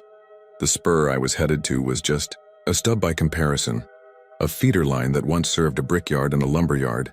The tracks long since ripped out and paved over. What was left was the shape of a crossing burned into the road, and a pair of half-rotten posts where the crossbucks used to hang. I topped off the wrecker at the Valero on US 80, burned coffee for me, beef jerky that tasted like salt and apologies, and headed north. The courthouse dome was a crown of orange light behind me, and the wind pushed at the loblollies, the sound a low shushing like the town was trying to hush up its own stories. I passed the dark silhouette of the old Ginocchio building by the depot, all those old bricks glowering like stacked loaves, and turned onto 59 for a stretch before the state road narrowed and the pines shouldered in. By the time I found the kid's truck, the fog had come to rest in the low places like breath on a window dot. He was there waving, the brim of his cap damp, his breath thin in the cold. "Sorry to drag you out," he said. "Didn't see the ditch, not in this fog." "It happens," I told him. "You sober?" It wasn't judgment. It saves a lot of time to ask. "Had a Dr. Pepper," he said. "Swear to God." His F-150 had its nose down in the shallow, 2 wheels in the weeds rear, lights peering redly at the trees. The old spur road crossed here, obvious if you knew what to look for. The pavement on either side was older and smoother, the stripes interrupted just so, and on the shoulder, half buried in leaf litter, lay a shard of tie I could smell even, cold. Tar and time. Beyond the ditch, the world was all long, straight lanes cut between pines, the crowns whispering. Somewhere down in that darkness, a barred owl called its question, "Who cooks for you?" And the kid shifted and laughed nervously, like even the birds were judging him. I hooked the chain to the rear axle, the metal smarting my palms. It was breathing quiet. Out there, the kind of quiet that makes your own movements sound like crimes. While I worked, the kid fiddled with his phone, its screen a rectangle of white hanging over the ditch. "Y'all hear about that ghost train?" he asked, like he couldn't help himself. "Buddy of mine says you can hear it on weekends right about now. 217, no tracks, just thunder." "People hear things," I said, which is the respectful thing to say when you're towing someone's pride out of a ditch. But I remembered my granddad's stories even as I said it. He never told ghost tales, not straight out, but he'd speak about the old yard in ways that felt like they had a shadow. "Trains don't stop just because you quit looking at them," he'd say. "They're like habits. They keep the schedule the town expects, whether anyone writes it down or not." I got in the wrecker to ease it forward and felt a tremor through the seat. At first I thought it was just the weight shifting, the chain finding its voice. Then it came again. A faraway thud, thud, thud that tasted like metal in the teeth. I cut my eyes to the kid. He felt it too. His phone dipped and I saw his mouth slacken. "You got a train out here?" he said. "There's main line still in town," I said, casual, as if the ground under us wasn't changing its mind. "But nothing crossing here. Not since before you were born." The wind came up then, not much, just enough to comb the tops of the pines. When it died, something else took its place. A bell. Thin, tinny, distance smeared by fog, but unmistakably a crossing bell. I kill-switched the wrecker out of habit, because you listen better in the static that follows, and the bell went on. A gentle ding-ding-ding that touched the back of my neck. "You hear that?" the kid asked, as if asking made it safer.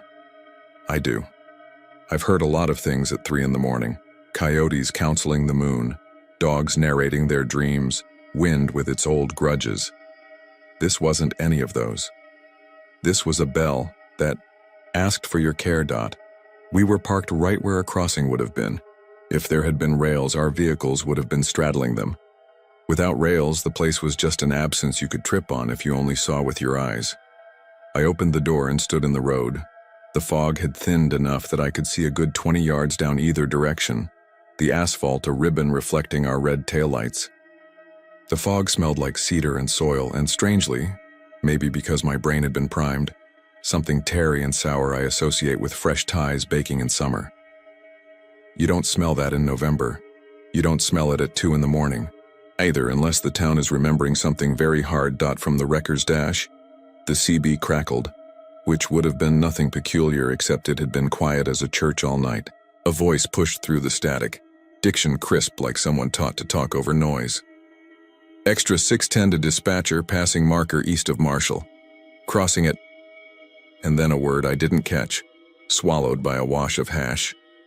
The voice lifted, warmed. 217. The kid had both hands on the roof of his truck like he was holding it in place. "Mister," he said, very softly, as if he didn't want to wake anything up. What is?" I didn't answer. I could feel it in my knees now, an approach, far out past sight but near enough to make the blood in me consider its options. The ding-ding-ding of the bell grew faster, more insistent, as if the mechanism were wound tighter by a hand I couldn't see. If there had been arms there, they would have been lowering.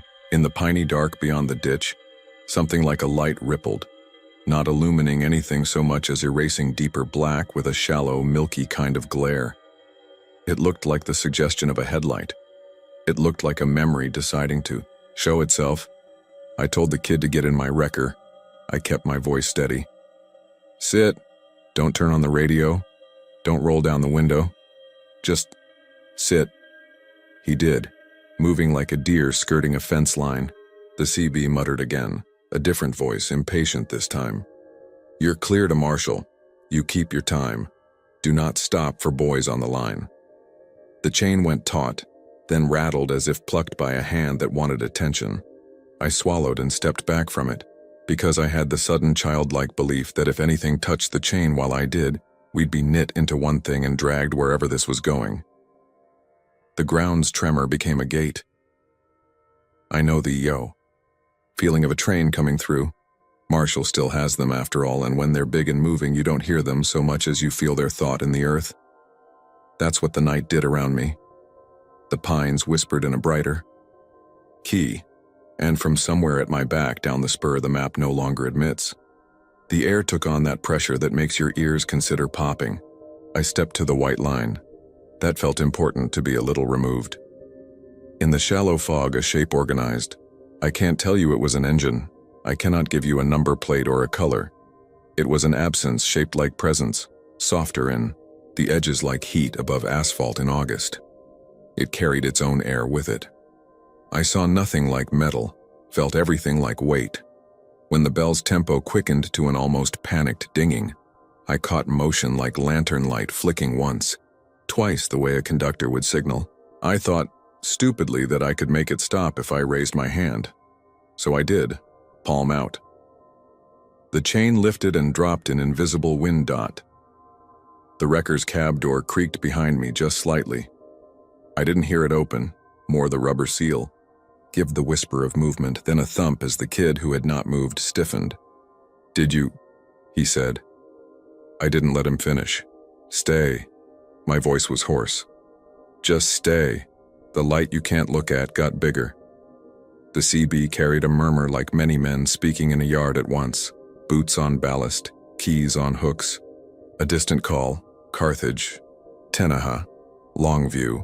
Names of places stitched to this region like labels on a quilt.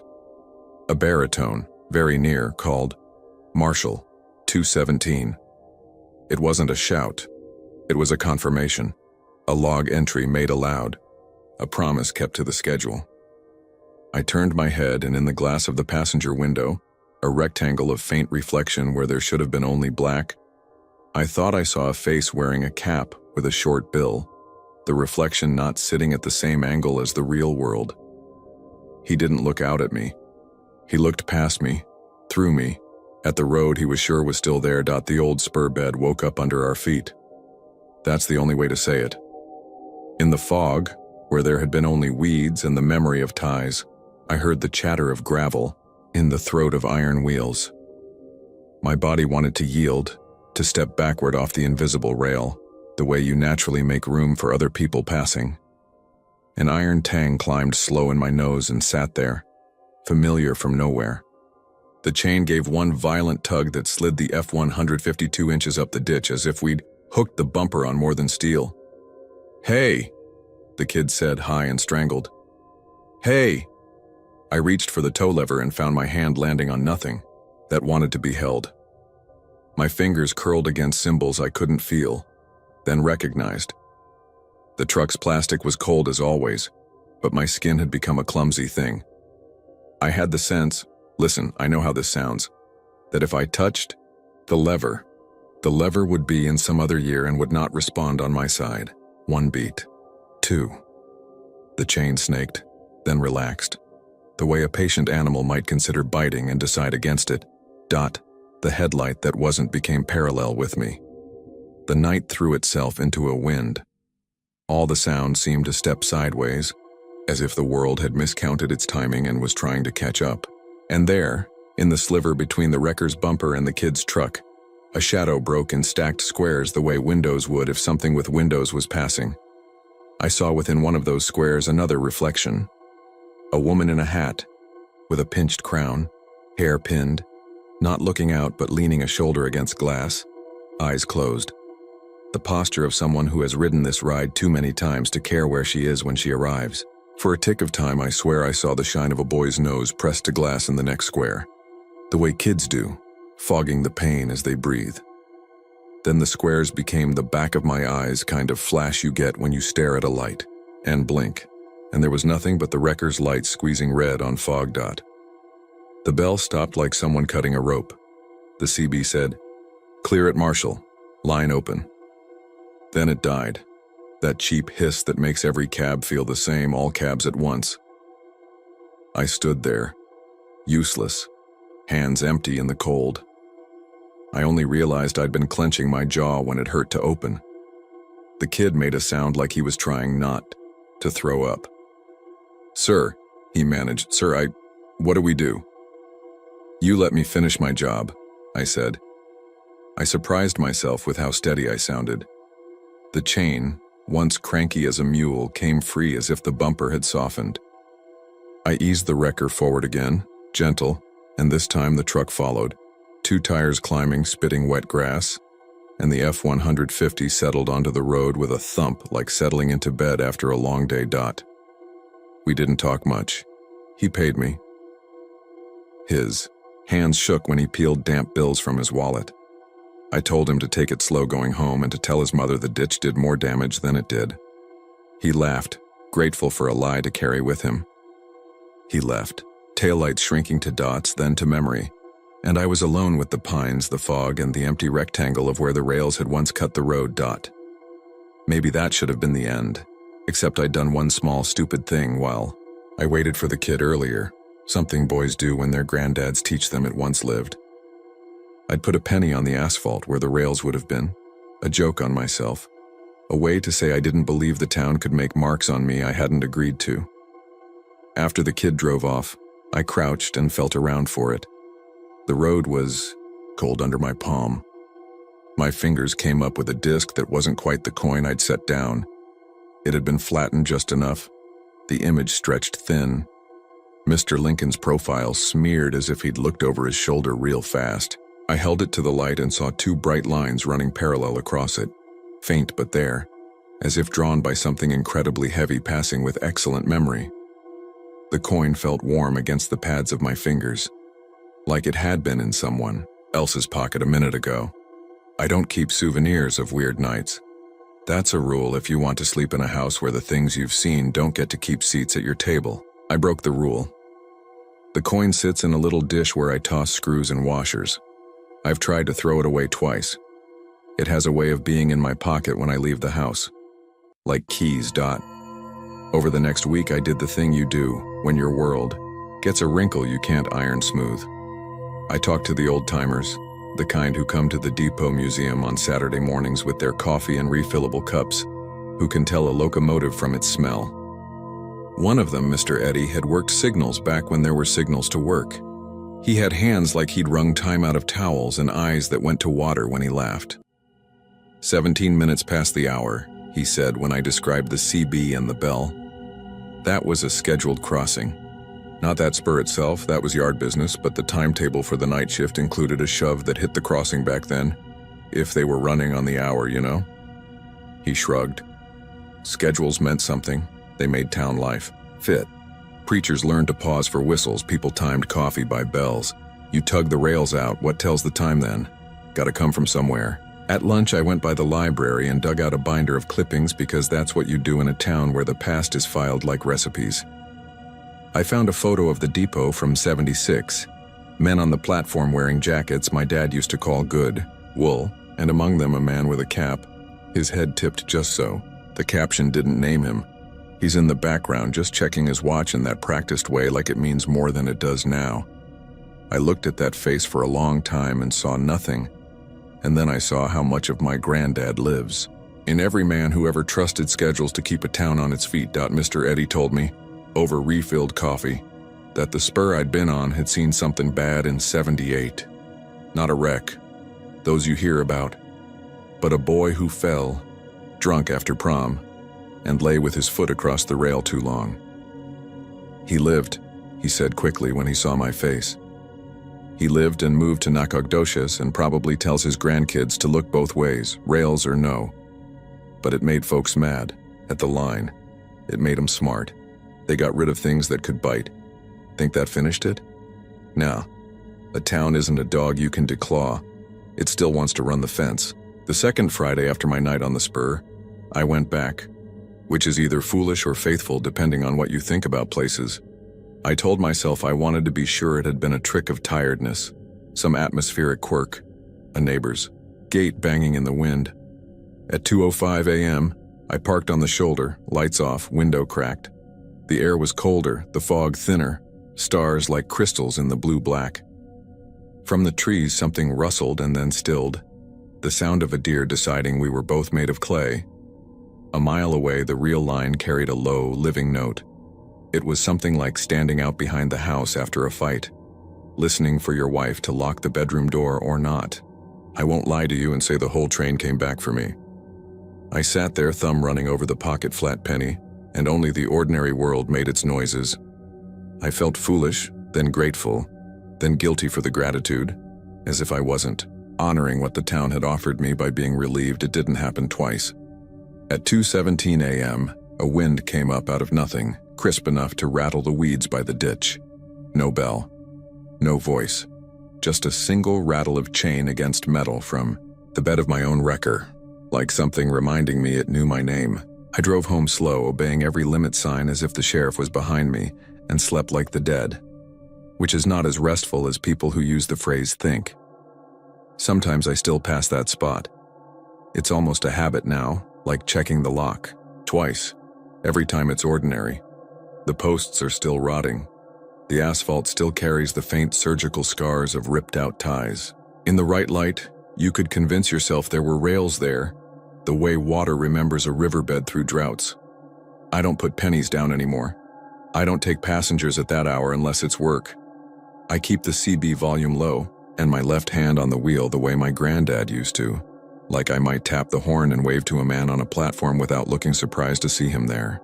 The part I leave out when I tell this in a booth over barbecue or in a driveway with our elbows on the bed rail is small, but it's what keeps me from laughing at myself.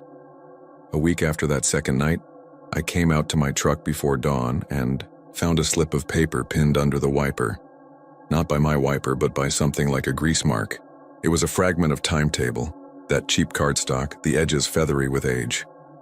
It wasn't a museum thing, no letterhead, no date, just a string of place names and times typed the way we used to type when mistakes were forever.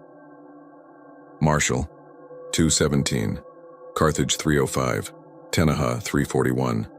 Someone had torn it in half. The halves didn't belong to each other. I held it until my hands shook.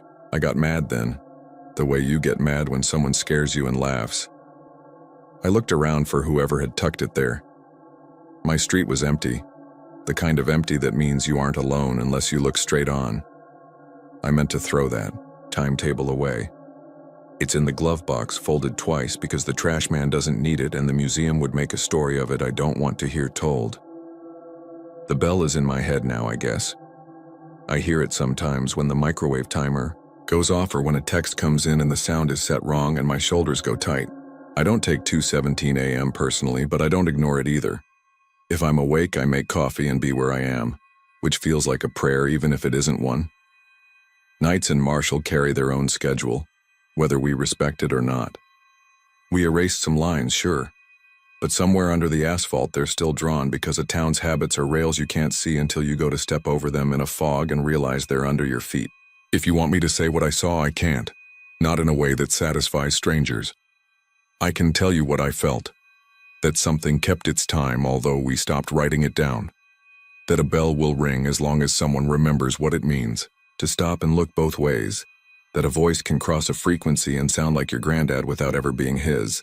If you stand there at 2:17 a.m., where the scar of a crossing drags the road into old shapes, maybe you'll feel it too. Maybe it'll just be fog and owls and your own breath stuttering. But if something with windows slides past your life while you're not looking right at it, if your chain jumps like a snake and your knee joints tick with the passing of enormous weight, don't think you can wave it down. Don't think you've been noticed the way you think a human notices you. It isn't for you. It's for the town. It's for keeping promises to a map that still lives in the dirt. It's the phantom train of Marshall taking what's left of its time and leaving what it always leaves.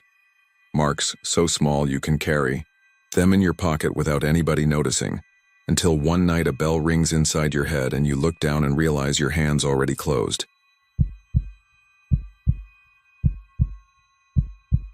I've lived my whole life out on the flat where the wind never stops and the sky makes you feel small. Folks from back east call it empty, but to me the Llano Estacado has its own kind of company.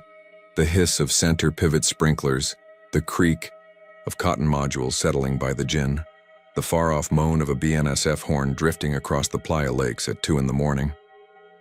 I'm not the type to go looking for spooks. I fix wells and feed calves and make the kind of money that only looks decent if you stay busy 7 days a week. If it weren't for what I saw last summer outside Lubbock, I'd tell you the stories about lights in the sky are just that. Stories. But I'm writing this down because I don't want it living only in my head, getting smoother and less believable every time I tell it. I want it the way it happened, with the dust and the diesel smell and the dumb little details that don't mean anything until they do. That night, a hot wind blew steady out of the south and everything wore a film of grit. My hat brim, the dash of the F-250, even the cold Dr. Pepper can sweating in the cup holder. I'd stayed in town later than usual because my sister's boy had his first varsity snaps at Lubbock Cooper. Friday football under those field lights pulls you into a different time, where folks still bring seat cushions and talk about crops between first downs. We beat Abilene by a touchdown. After I helped my sister carry her folding chairs to the truck and promised to check her porch light. It flickers when the AC kicks on, you think that's bad. I headed south on the loop and cut off onto 87, then east on FM 41 toward the old place near Slatton. I had to check a glitchy pump at the well house by the shelter belt and make sure the timer hadn't jumped off again. If I left it till morning, and the pivot sat dead through the night, I'd be flushing money down the Caliche dot. Even late, there were still trucks on the Marcia Sharp and kids idling around Whataburger, but by the time I was on the farm to market, town fell away. That particular stretch, between Woodrow Road and FM 400, goes blacker than you'd think for being so close to Lubbock. The horizon was a ring of blinking red wind turbine lights like slow heartbeats, and the fields on either side lay shaved and silver under a moon just past half. The wind carried the smell of cut cotton and diesel.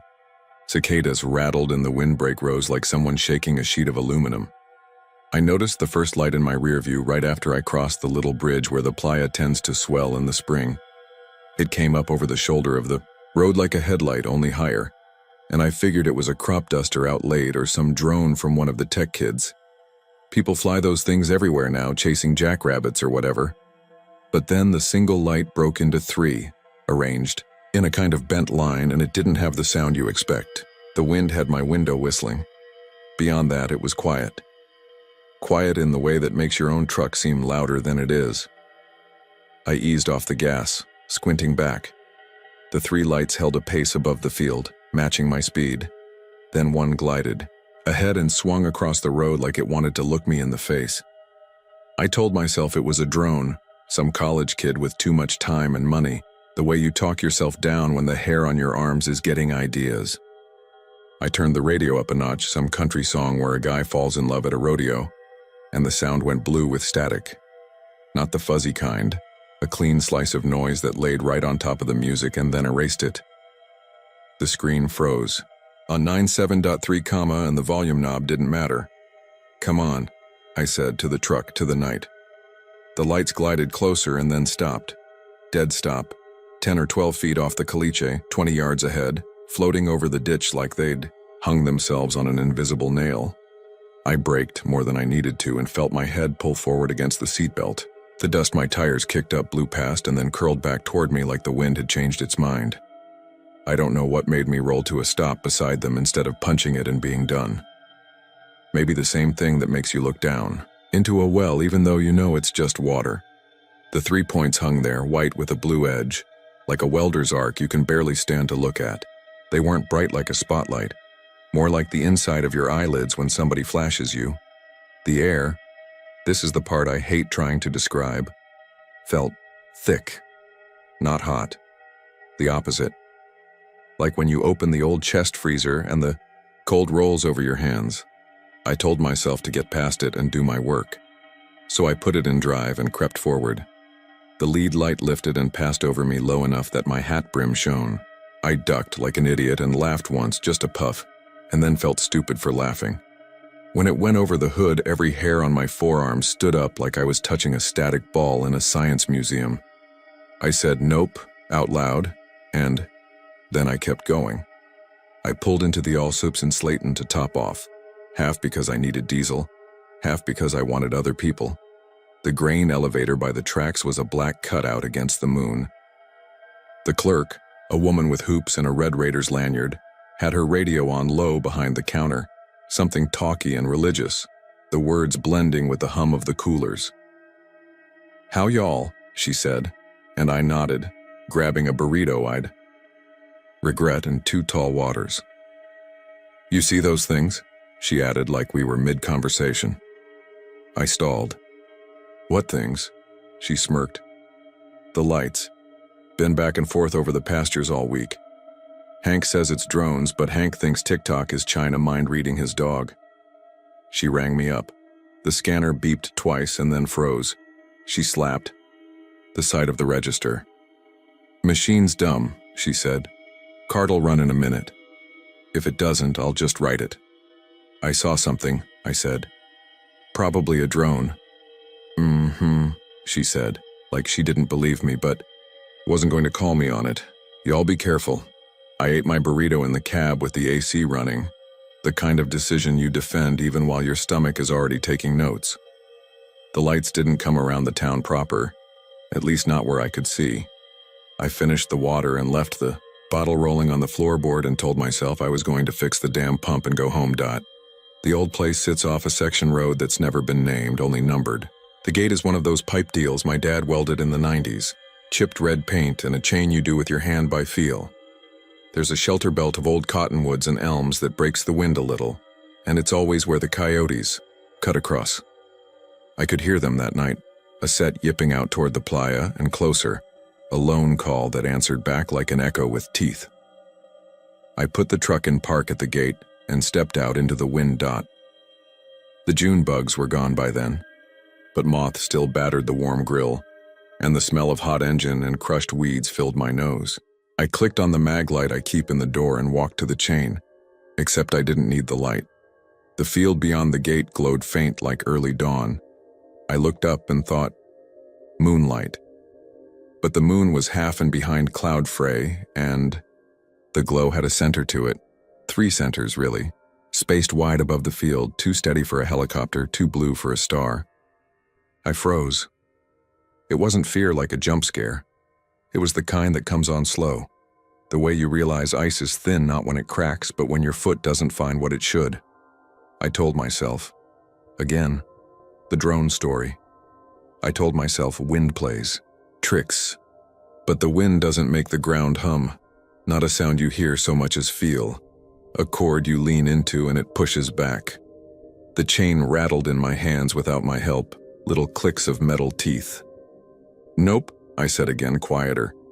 I got the gate open and pulled through and shut it behind me because my dad would have haunted me if I didn't. The dog from the house, Biscuit, who likes to pretend he's a coyote until one looks at him, came, slinking out from under the porch and wouldn't cross the yard line. He stood and stared toward the well house, tail low. When I clicked toward him, he flinched like I'd raised a hand. "Fine," I told him. "Stay there." The well house is a little cinder block square with a tin roof, door that swells in the heat. I've cussed it more than I've cussed any human. The pivot was running, but it was a weird pattern. The spray arcing beyond what it should, the end gun spitting like it was chewing gum. I opened the wellhouse door and the light inside flickered and then died. "Come on," I said and rapped the plastic lens with my knuckles. Nothing. I fished my phone out to use as a flashlight. The screen took a beat, lagged, then came on, with that artificial shine. I aimed it at the timer box, and the numbers rolled like a slot machine. 11:41, 11:41, 2 o'clock, 88, 88, and then settled on a blank dash. I thought about breakers and bad ground and everything I knew how to fix. Then something moved in the corner of my eye. I turned the phone that way, expecting a raccoon. Snakes are rare this time of year. But the light found only the workbench. The coffee can of bolts, the belt I keep hung on a nail. The movement wasn't in the house, it was outside. Something passed across the far wall through the little dusty window, a soft white sweep like headlights through gauze. I stepped back out, and the wind pushed against me like it had thickened, just a hair. The glow had moved. The 3 lights over the field had drawn closer to the windbreak, and a 4th, smaller one bobbed like it was learning to walk. I'm not proud of this, but I did that thing people in stories always do that makes you want to yell at them. I stepped toward it. Not far. 10 feet. Enough that I crossed where the pivot end gun throws mist when it's working right. The mist wasn't hitting me, though. It was using the wind like it always does, blowing west, but when I stepped out it fell straight down for a heartbeat and then resumed, like there was a wall I passed through without touching. My arms went prickly again. The mag light in my hand went dim and then bright like a slow blink. The bulbs knew. My phone camera, I swear, tried to focus on something in the air 6 inches in front of me, the little box in the screen searching at a distance that wasn't there. "Hey," I yelled. Stupid.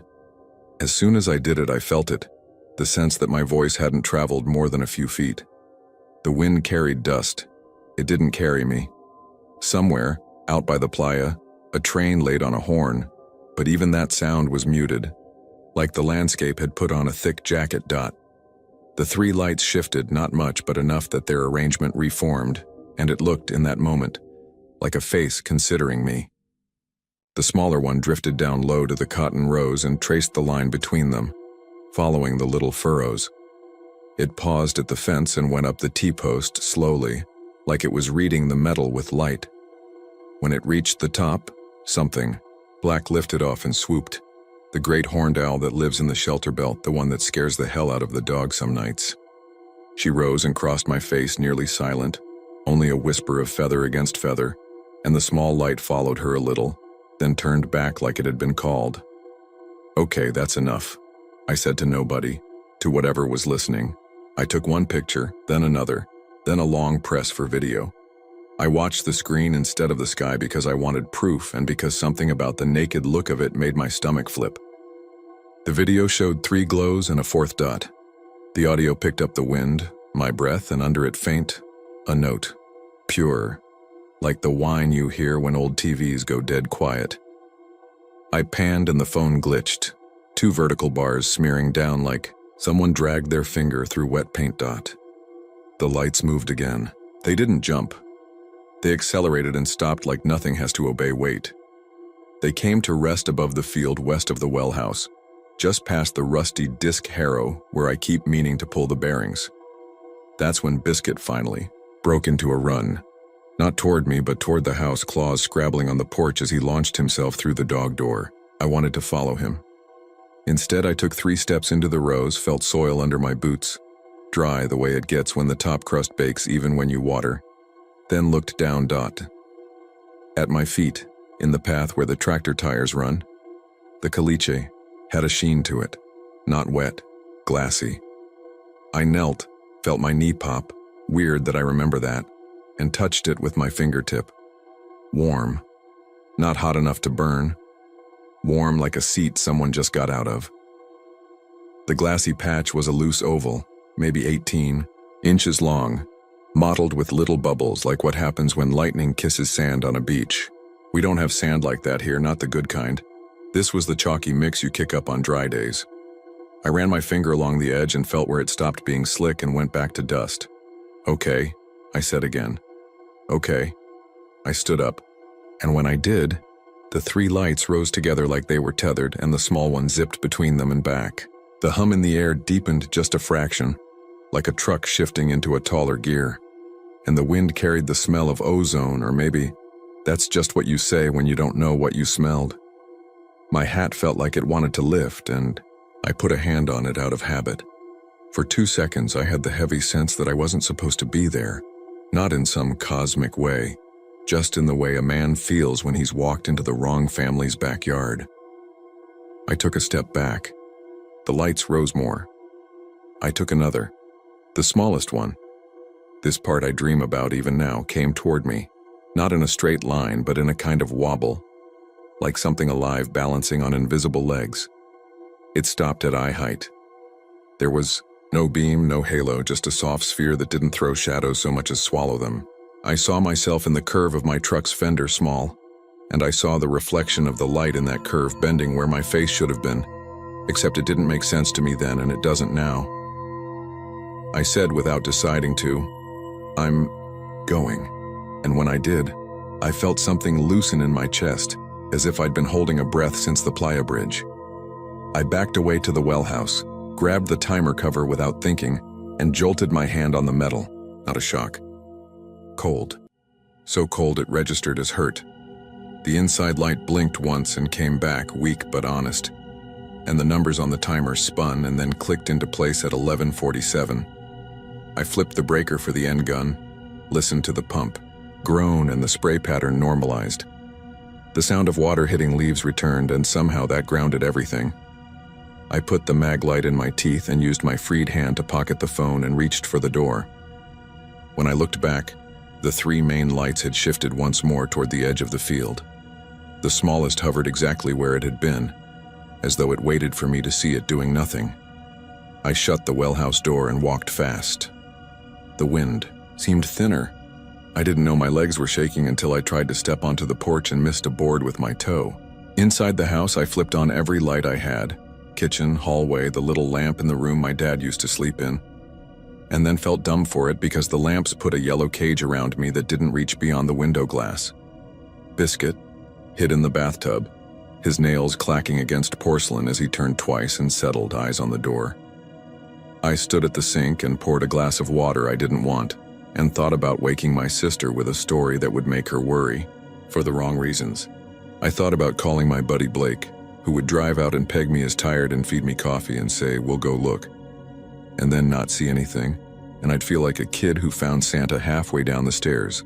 The hum faded. It's strange how you only realize a noise existed when it stops. The house felt smaller without it. I waited 2 minutes, 5. I took the mag light and went back out onto the porch because curiosity is stronger than good sense in people like me. The night had returned to its normal shape. Wind through elm leaves, a truck way down on 41, some dog I didn't know barking at something it couldn't reach. The lights were gone. Not drifted away. Gone. The glassy patch in the tire rut still shone under the beam. A small truth with a hard edge. I didn't sleep there. I locked the door like a city person and drove back into town, seat pulled too, far forward like I expected something to grab my neck if I gave it the room. The radio came back. The screen behaved. At the light on University, where you can either go toward tech or cut to the loop, I sat with my blinker ticking and watched for red. Over the stadium, you could still see the last of the Friday night glow, white lights and late kids laughing and sirens from someone's burnout ticket. I caught myself staring up and laughed again, but it sounded like a cough dot. When I got home to my duplex off 98th, I went straight to the laptop like proof would make sense while I was still buzzing. I pulled the video and watched it 5 times. It was dumber than I wanted it to be. It showed 3 lights in the distance, one small one closer, the wind, my breathing too loud for a man who runs fence all day, and a tone I'd have to use good headphones to hear. When I panned left, the screen smeared into those vertical bars. I slowed it down and tried to catch an outline that wasn't there. I freeze-framed the moment the small one hovered eye level. On pause, it became less a thing, and more the absence of a thing, pixels with their blue turned up. I sent the clip to Blake with, "You're gonna roast me, but tell me what you see," and turned the phone face down. When I went back out the next afternoon to bleed the pivot, the glassy patch was still there and cool to the touch. I brought a framing chisel and popped the edge up like a flake. The top layer came free with a sound like a bottle being opened. Underneath it, the caliche was fused into little ropes, as if someone dragged a rake through white glass and then let it freeze. I put a piece in a Folgers can and set it on the seat beside me, because that's the kind of evidence you think you'll need. And even while I was doing it, I told myself I was being dramatic. 3 days later, I went back at dusk with Blake, because don't you dare go again without me. And we set up on the tailgate with a six-pack we didn't touch and a borrowed thermal camera he uses for hogs. The wind ran steady, the pivot hissed. Biscuit stayed under the porch. We sat till after 11 and the only lights we saw were wind turbines blinking at their polite pace. He watched my video again on his phone and said, "Could be drones." Then he said, "Or weird ball lightning," and laughed to show me he knew he'd lost me with that. He's good like that.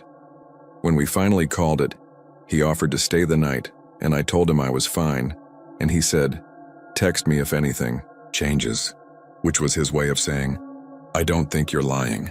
2 weeks after that, my sister called panicked, because her porch light had not only flickered but gone out, and she's convinced someone will case the house if it's dark. I drove over with a spare bulb and a ladder. While I was up, there her neighbor, Old Man Fielder, who farmed until his knees conspired against him, shouted from his driveway, "Y'all seen the blue owls?" I glanced over the roofline, bulb in hand. "What's that?" He pointed with a cane that might as well have been a finger from the Bible. "Blue owls," he said. "Silent ones, like the old days." Then he walked away laughing like he'd told a joke and I'd missed it. I did the thing you'd expect too, I Googled. I didn't need to go far. Lubbock's got its own history with lights, photos from the 50s, and the professors who argued. Some folks have maps with pins. Some call it nonsense. None of it made me feel like I'd joined a club I wanted friends from. I stopped looking after a day because the versions people tell themselves eat the edges off what's true. What stayed was the patch of fused caliche in the Folgers can on my passenger floorboard, and the fact that when you tapped it with a wrench, it sang the note from the video so faint, you'd think you imagined it. I kept meaning to show someone with more letters after their name. I kept telling myself tomorrow. The last thing, the part that turns this from weird lights in a country sky to something is paying attention, happened a month later. I just shut down the pivot for the season and locked the well house, and the evening had that empty sound fields get when the water stops. I stood at the gate with Biscuit's leash in my pocket because the vet told me he'd gained 3 pounds being nervous. The sky was clean and the wind low, and I was telling myself it had been a long summer and I'd made the whole thing bigger than it was.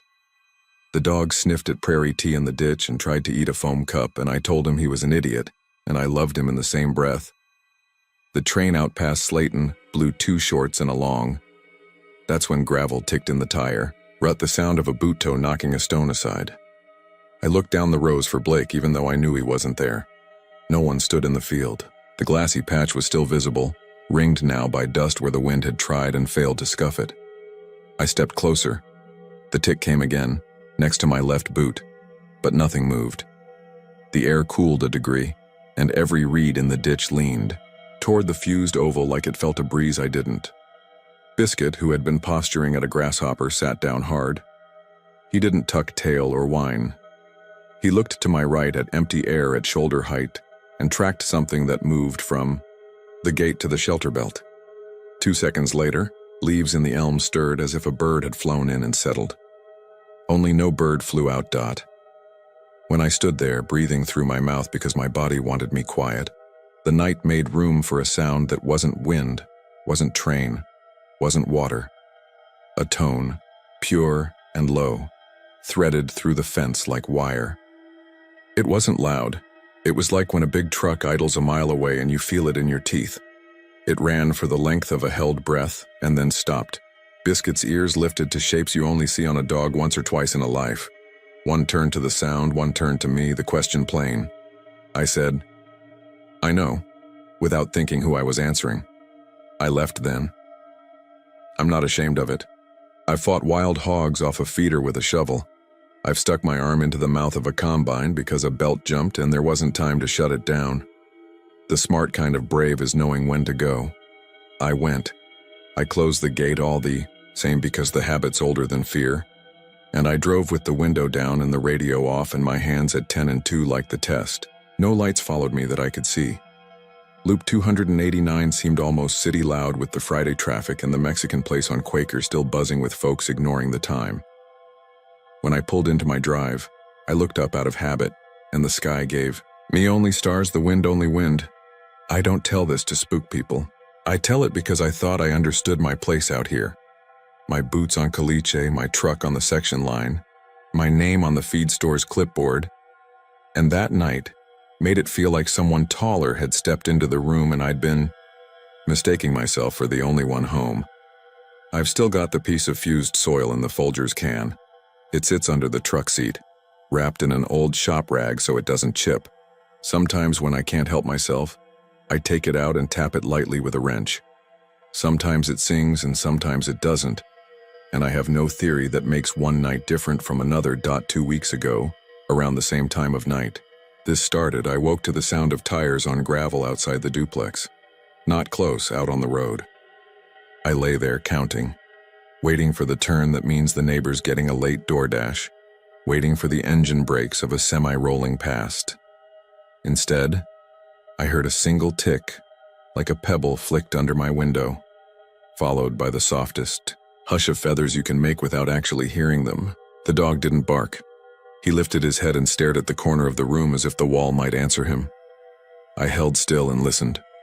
The wind, even in town, found something to rattle. A train way off ran its horn.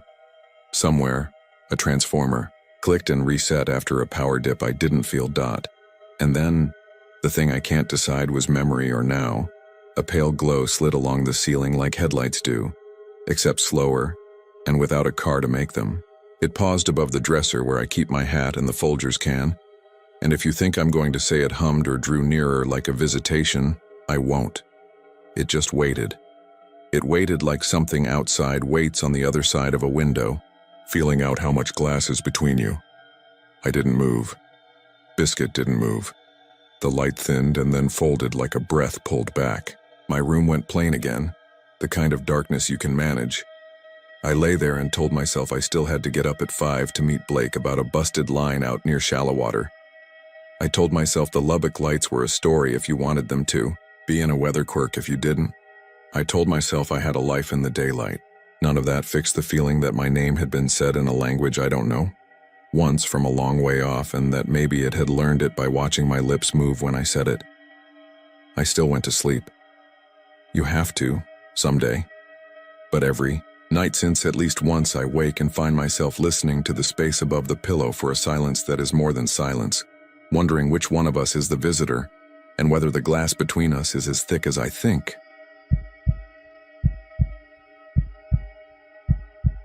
I'm the kind of person folks call when something leaks that isn't supposed to. I run a little outfit out of Longview. One truck, a battered ladder rack, a milk crate full of pipe dope and unions, mostly restaurants and old buildings in East Texas that still breathe through cast iron and copper. If you've ever stood in a piney woods winter night and heard water skitter inside an antique wall like a mouse with cold feet, you've probably called someone like me. The Jefferson Hotel rang my phone around dinner time on a Tuesday. The manager said she'd been fighting this wet spot that kept creeping along the lobby baseboards near the back. Just a faint stain like someone pressed a cold glass against the wallpaper and forgot it. They'd had a full house the weekend before, antique hunters, couples chasing a story to tell.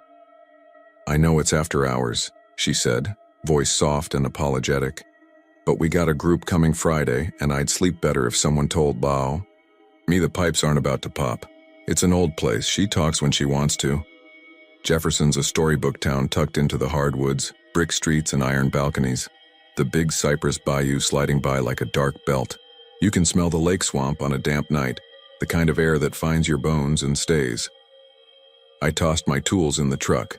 Flashlight, inspection mirror, a couple of PEX fittings in case some clever soul had tried a modern fix in a Victorian. skeleton, and pointed south on US 59, then cut over on 49. It's mostly two-lane out there, strip of asphalt cut through pines. Roadside churches with lit-up signs, hand-painted barbecue boards with arrows, and the occasional raccoon flattened into a dark oval that your headlights turn into a sudden human shape if you let your eyes play tricks. On the way, I topped off. At a shell near Linden, the attendant had a space heater by his boots and the radio murmuring high school basketball scores. February in East Texas isn't bitter, just clingy. The cold rides with you even when you close the door. I sipped burnt coffee and counted the freight train horns out past the timberline, the way they stagger and wail as if stretching their backs. I've always liked that sound. Feels like being watched by something slow and patient. The Jefferson Hotel sits just off the brick stretch, with a deep gallery porch and a second-story balcony, painted a shade of white that looks cream under the street lamps. I pulled around to the little gravel lot behind it near the alley, parked under a pecan tree with limbs hung low like a grandmother's arm. The back door gave into a warm hallway with mail slots and framed photos of the place, in black and white. Ladies in hats, men in suspenders, a Model T on the curb like it was proud. By the front desk, a woman with steel gray hair and bright eyes looked up from a ledger. "You must be Ray," she said. "Name's Lila." She had a cardigan the color of sweet tea and a chain on her glasses. "You came quick." "Pipes don't care about office hours," I said. "Show me where she's weeping." She smiled at this she, as if I'd passed a test without knowing. We walked the length of the lobby, the boards creaking in the way old wood announces every footstep. The stain was where she'd said, a low tide mark along the baseboard near a door that looked like it had been painted shut decades ago. The wallpaper was patterned with little garlands, and just above the stain there were tiny bubbles like heat rash. "I'll cut the water to that side and bleed pressure," I said, already feeling with 2 fingers. Cold, but not as cold as the outside air. "What's behind that door?" Lila's jaw went a little tight. "Basement," she said finally. "Or what used to be. Folks say it's sealed, and it should be. But old buildings don't respect declarations. We keep mops and supplies where we can, but not down there. Nobody goes down there." "Why?" "Because it's down," she said simply, like that was answer enough. "Because once you're in a hole in Jefferson, it takes its time giving you back. I've heard stories. Everybody has. You can't throw a lug nut in that lobby without hitting someone who came to sleep in a ghost. But I was cold, and I had a job, and stories don't fix unions." I shut the feed to the west wing and set a plastic tub under a stub out to see if we had drip or sweat. The air in that corner had a weight to it, a syrup feeling like the humidity had picked that spot to gather. "You hear it?" Lila asked low. The front door jangled as a couple came in laughing from the cold, their boots clattering, the smell of wet wool following them. But under that there was a hush like a hand cupped over the mouth of the room. I tilted my head and pretended I did, to be polite. "I'll need to go round back," I said. "Check the crawl if you got one." "There's a service stair," she said, not moving toward it. Let me get you a light, the ones down there hum." "I've got my own," I said, but thank you." She set a key on the counter, one of those old brass skeleton numbers on a fob stamped 17. "If you get turned around," she said, "this is for the door you came in. It sticks on the way up. Don't force it, she don't like that." I took the key. It was heavy, warmer than it should have been. The service stair was near the kitchen, a narrow run with a banister smooth from hands. Somewhere, a television murmured, and a man laughed in a room upstairs with the soft, satisfied laugh of someone telling a story that ends in them being braver than they were. I stepped down into the belly of the hotel. The air lost its warmth, and with each tread the sound of my boots changed weight, like walking from a stage into a field. I've been in enough basements to know the particular smell of old water and iron, something like blood and pennies and oak barrels. This was that, plus a sweetness like old beer in a tavern mop. At the bottom, the light from the hallway died into a thin strip, and beyond that was a room with concrete as an afterthought, laid in patches. Whoever had sealed the basement had done it in layers. Brick where brick once made sense, Concrete poured into the rough shape of the earth and wooden planks hammered across old openings like blindfolds. A chain hung loose across a doorway where a set of stairs used to go down further. The chain looked ceremonial, like a good luck charm.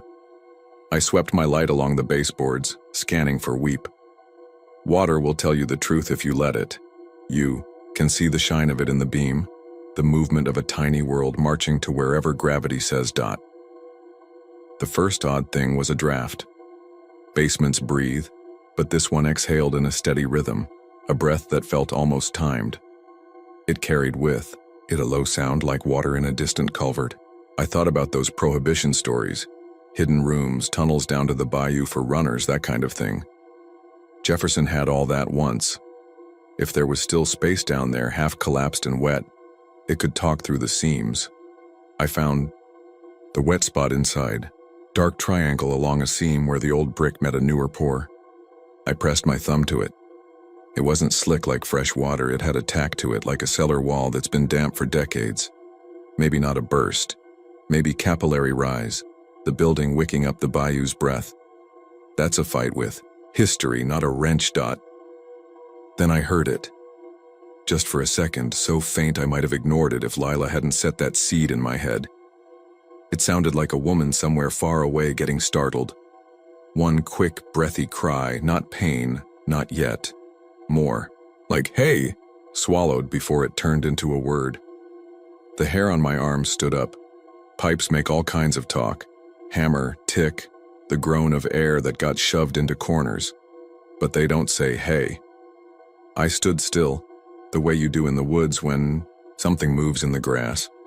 My light hung on the chain across that old stairhead. There was no door there, just a wall built to be a door someday and never invited to be one. I stepped closer and put my ear near the seam. The concrete felt warm. That was wrong. Something tapped the other side. 2 knuckles, the kind of knock you give when you mean it to be heard but you're trying not to wake anybody. Then, this is the part I'm not proud of. I knocked back. 2 little taps.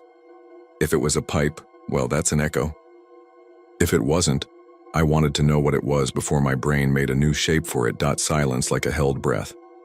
Then, a slow drag like a chair leg over rough wood, only coming from inside rock. I stood up too fast and hit my head on a low beam. Swore quietly, because the walls seemed to dislike loud voices. A trickle of dust fell from somewhere high and landed soft on my shoulder. The draft shifted from my right to my left, like whatever was breathing had turned its head. Ray? Lila's voice came down the stairwell, careful but not whispering. You okay down there? Yep, I lied. Getting readings. You hear it? Just settling. My voice sounded different to my own ears, like we were in a tiny church and I'd forgotten the hymn. All right, she said. There's coffee if you want. Leave the stair light on when you come up. She don't like being surprised. I worked for a while to make it honest. I put a pan under the seam, took photos with my phone, drew a sketch on my clipboard. Every so often I'd hear something in the wall, something like water, something like breath, something like the idea of a voice. But it never quite formed again into that almost word. Work steadies the mind. You put your pen down, and your hand remembers it needs to be useful to belong to your body. On the way up, the stair light buzzed and guttered. I paused. On the second step because I heard a footstep above me on the landing, a scuff like a heel turning. When I took the last 3 at once, nobody was there. The hallway had an antique mirror facing the stair mouth, and for a half second the reflection looked like a second set of steps at a different angle, going down into a place where the wallpaper pattern was wrong. Garlands, yes, but upside down, hanging like willow branches. I blinked and it was just me, hat askew, dust on my shoulder. At the desk, Lila had 2 styrofoam cups waiting. How bad is it? I don't think you've got a burst, I said. You've got a building that's thirsty. The ground's wet and she's drinking. I'll seal what I can tomorrow with a calcium silicate, but it's a conversation, not a cure. She nodded like she'd expected that. You hear the cry, she said, not a question. I heard something, I said. It ain't a show, she said. Nobody down here does jump scares. Folks come for pictures in the upstairs, Hall mirror girl, that mess, but the sound is different. The sound isn't for tourists, it's from before. Before what? Before we started telling stories, she said, and took her coffee like a toast to no one at all. I took a room because the hour was late and the road back to Longview has a habit of coming at you like a wave when you're tired. Room 17 because that's what key was already in my palm, though I don't think they meant to put me there. The hall smelled like lemon cleaner and old wood. People will tell you old hotels smell haunted, but they mostly smell like the last decade of cleaning products layered over 70 years of smoking. My room had a brass bed and a window that looked out over the alley, where somebody had spray painted a heart on a cinder block wall and let it drip. I set my toolbox on the chair and my jacket on the bed and stood still to let the place introduce itself. You can learn a lot from a room that isn't trying to impress you. The faint tick of a clock in another room, the hum of a vending machine, the fact that the carpet near the bathroom gives a little where the subfloor dips. I could hear faintly the chuckle of two men down the hall talking about whether the Marshall Mavericks were going to be worth a damn this postseason. The freight train sounded again, long and hollow. I took a shower, water hot and insistent, the kind of heat that fogs your thoughts out so the edges of your day can soften. When I stepped back into the room, the mirror over the dresser had bled a line down its middle from the steam, like a wound, and in that opening I could see what I swear was a different door to my left than the one that should have been there. It was a narrow door with a painted-over transom and an old porcelain knob. I wiped the mirror with my forearm and the door was mine again. I left the bathroom light on and the door ajar. I sleep better with a lighthouse dot sometime after midnight. I woke to footsteps that weren't on my floor. They were below me, slow and dragging as if someone was getting led against their will, heels catching on the edge of each stair. The voices that went with them had that cloth-strangled quality you hear when people argue under a quilt. Low, the syllables bumped and rounded. I rolled to my side and put my ear to the pillow and could map the steps like a picture.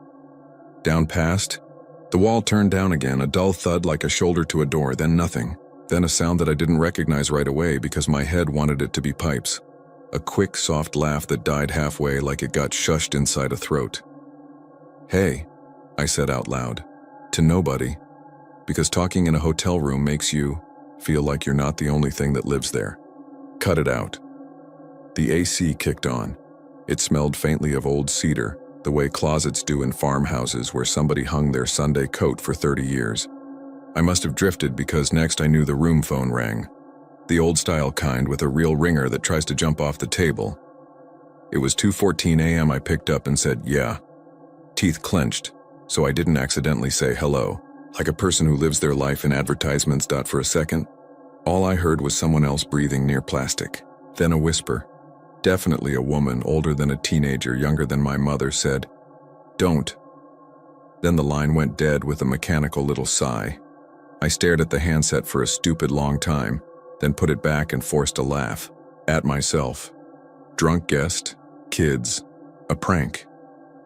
Except the call had come in on the little red message light instead of line 1, and the panel by the phone didn't have a message button.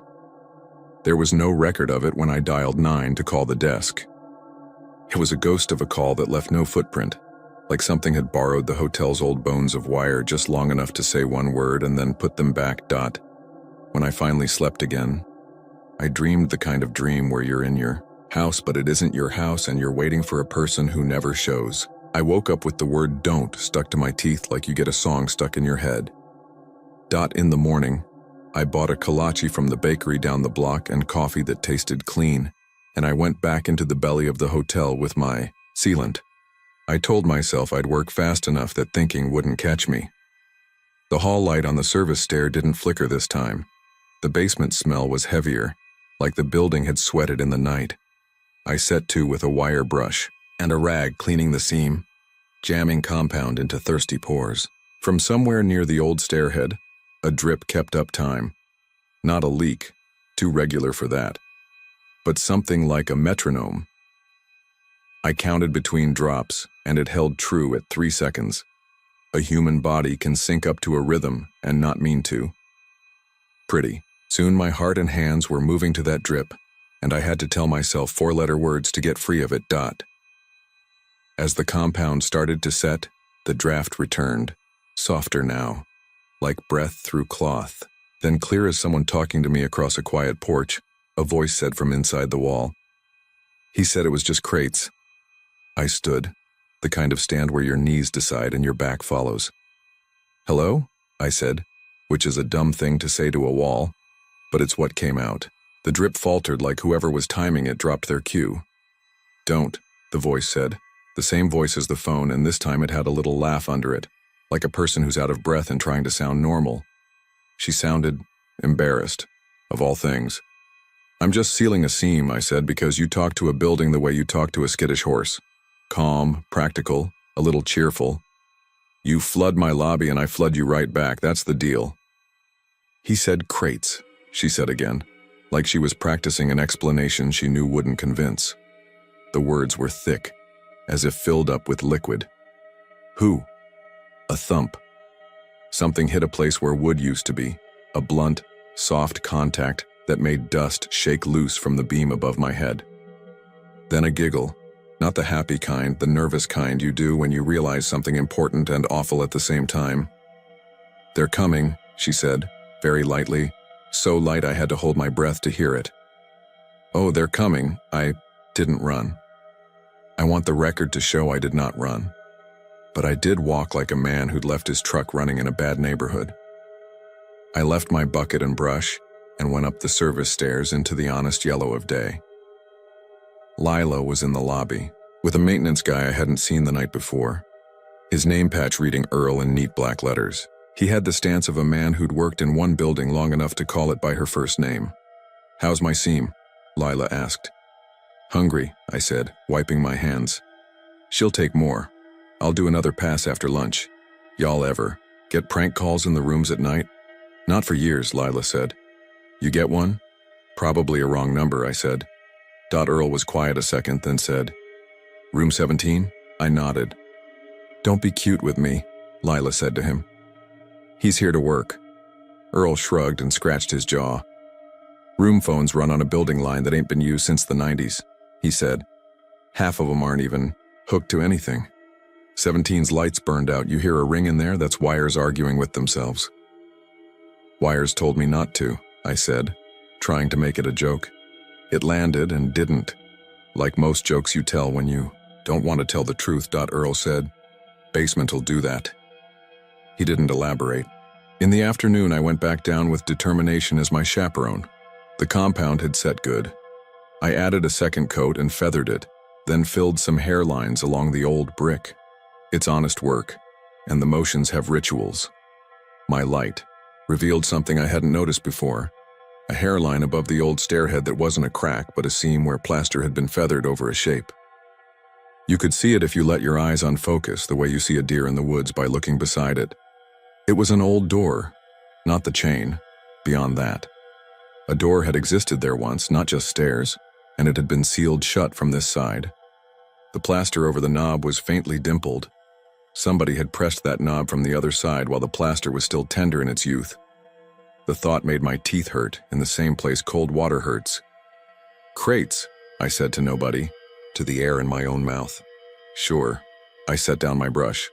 "There's a point where doing your job and being a person collide, and you get to pick which uniform to wear." I took out my inspection mirror, a little round thing on a telescoping handle, and angled it in the dim line where the plaster and brick didn't quite kiss perfect. The mirror showed me more seam. Then, for the flicker of one heartbeat, it showed me an eye looking back. Pale, lid heavy, as if sleep had come every night and never rested anything. It blinked once, slow as syrup, not surprised to see me. Then, the mirror only showed me dust. I jerked back and knocked my bucket with my boot. The handle clanged the way metal does when it tells you that you're clumsy as a child. I froze there like a deer that knocked a trash can and waited for my body to decide whether it was allowed to breathe. From inside the wall, the voice, closer now, as if the person had leaned toward wherever we were almost touching, said, "Don't. Let them say it was crates." My mouth remembered how to work. "Who are you?" She laughed the smallest laugh I ever heard. "I was a girl," she said. And then with a pride that broke my heart while my shoulders were trying to climb into my ears, she added, "I was somebody else's problem." The drip hit once, twice, 3 times. The rhythm returned to 3 seconds.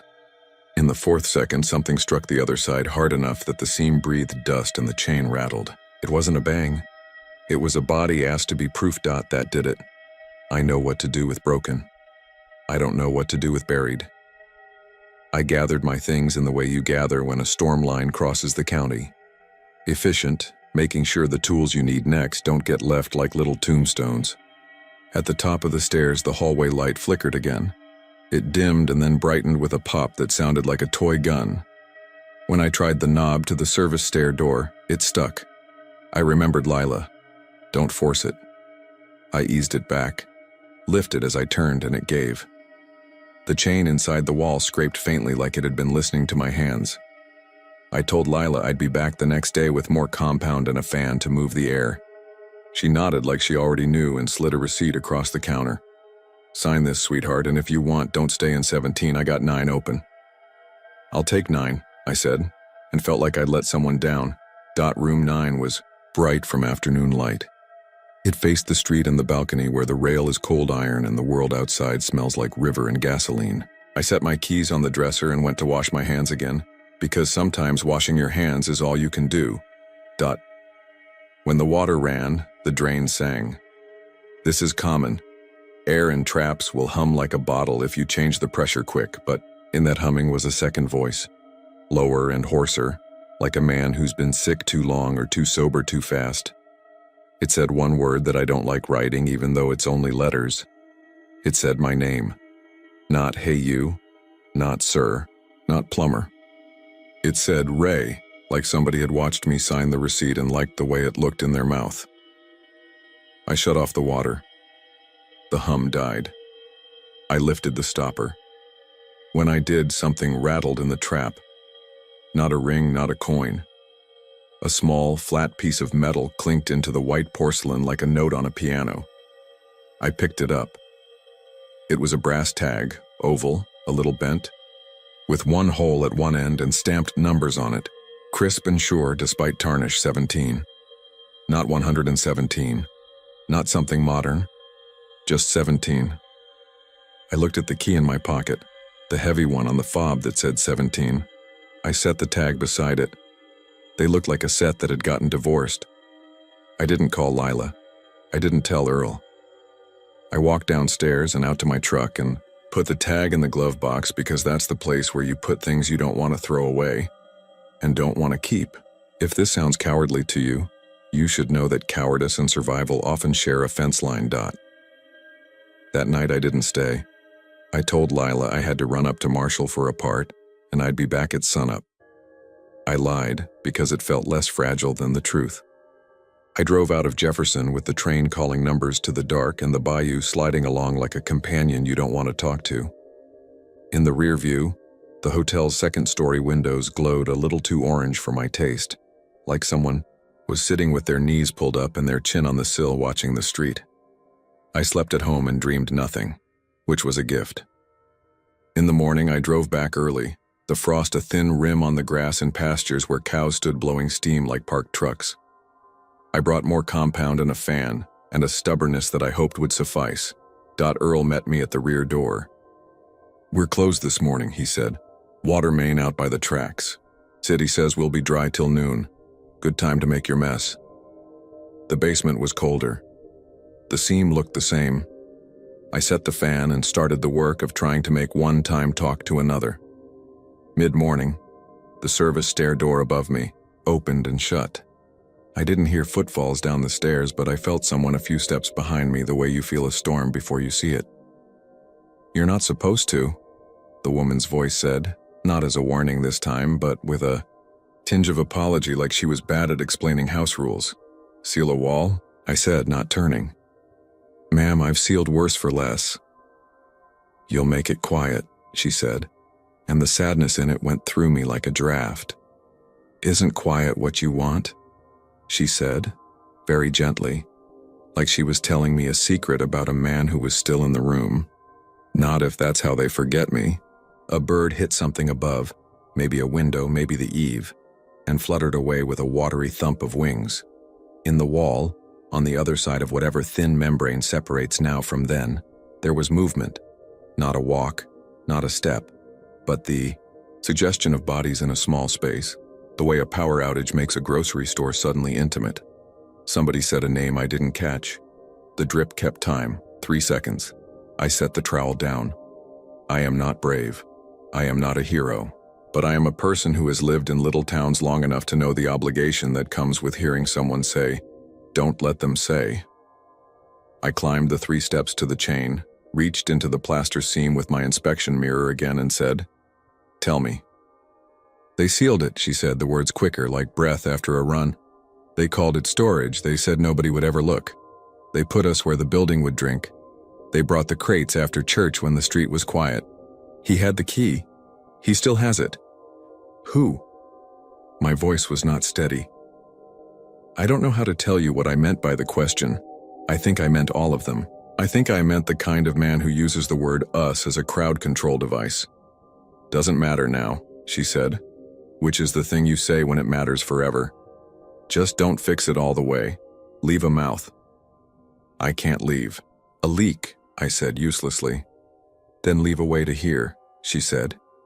And then, as if she thought I were a child and needed something I could hold, "Leave the chain." The chain was never mine to take, but the suggestion that I might. I nodded to a wall, because what else was there? "All right," I said, like a bargain, like a man agreeing to bring a casserole to the house. "There's not a great ending to this, because it doesn't end." I finished the seal so the lobby would be dry. I cleaned up my mess. I left the chain as it was, a loop of faith across a stairhead that led into concrete and story. Lila paid me in cash and wrote "Basement Weep" on the memo line, as if a ghost were a line item. She looked at my face and my hands and the dust on my boots, and she said very softly, "You heard her." "I heard a building, remember," I said. "She calls," Lila said. "Most just hear it like a coyote way off. Pretty, lonely. Some of us catch the words." "Why me?" I asked, not liking the childlike sound of it. "You listened where it hurts," she said. "Most folks listen where it's easy."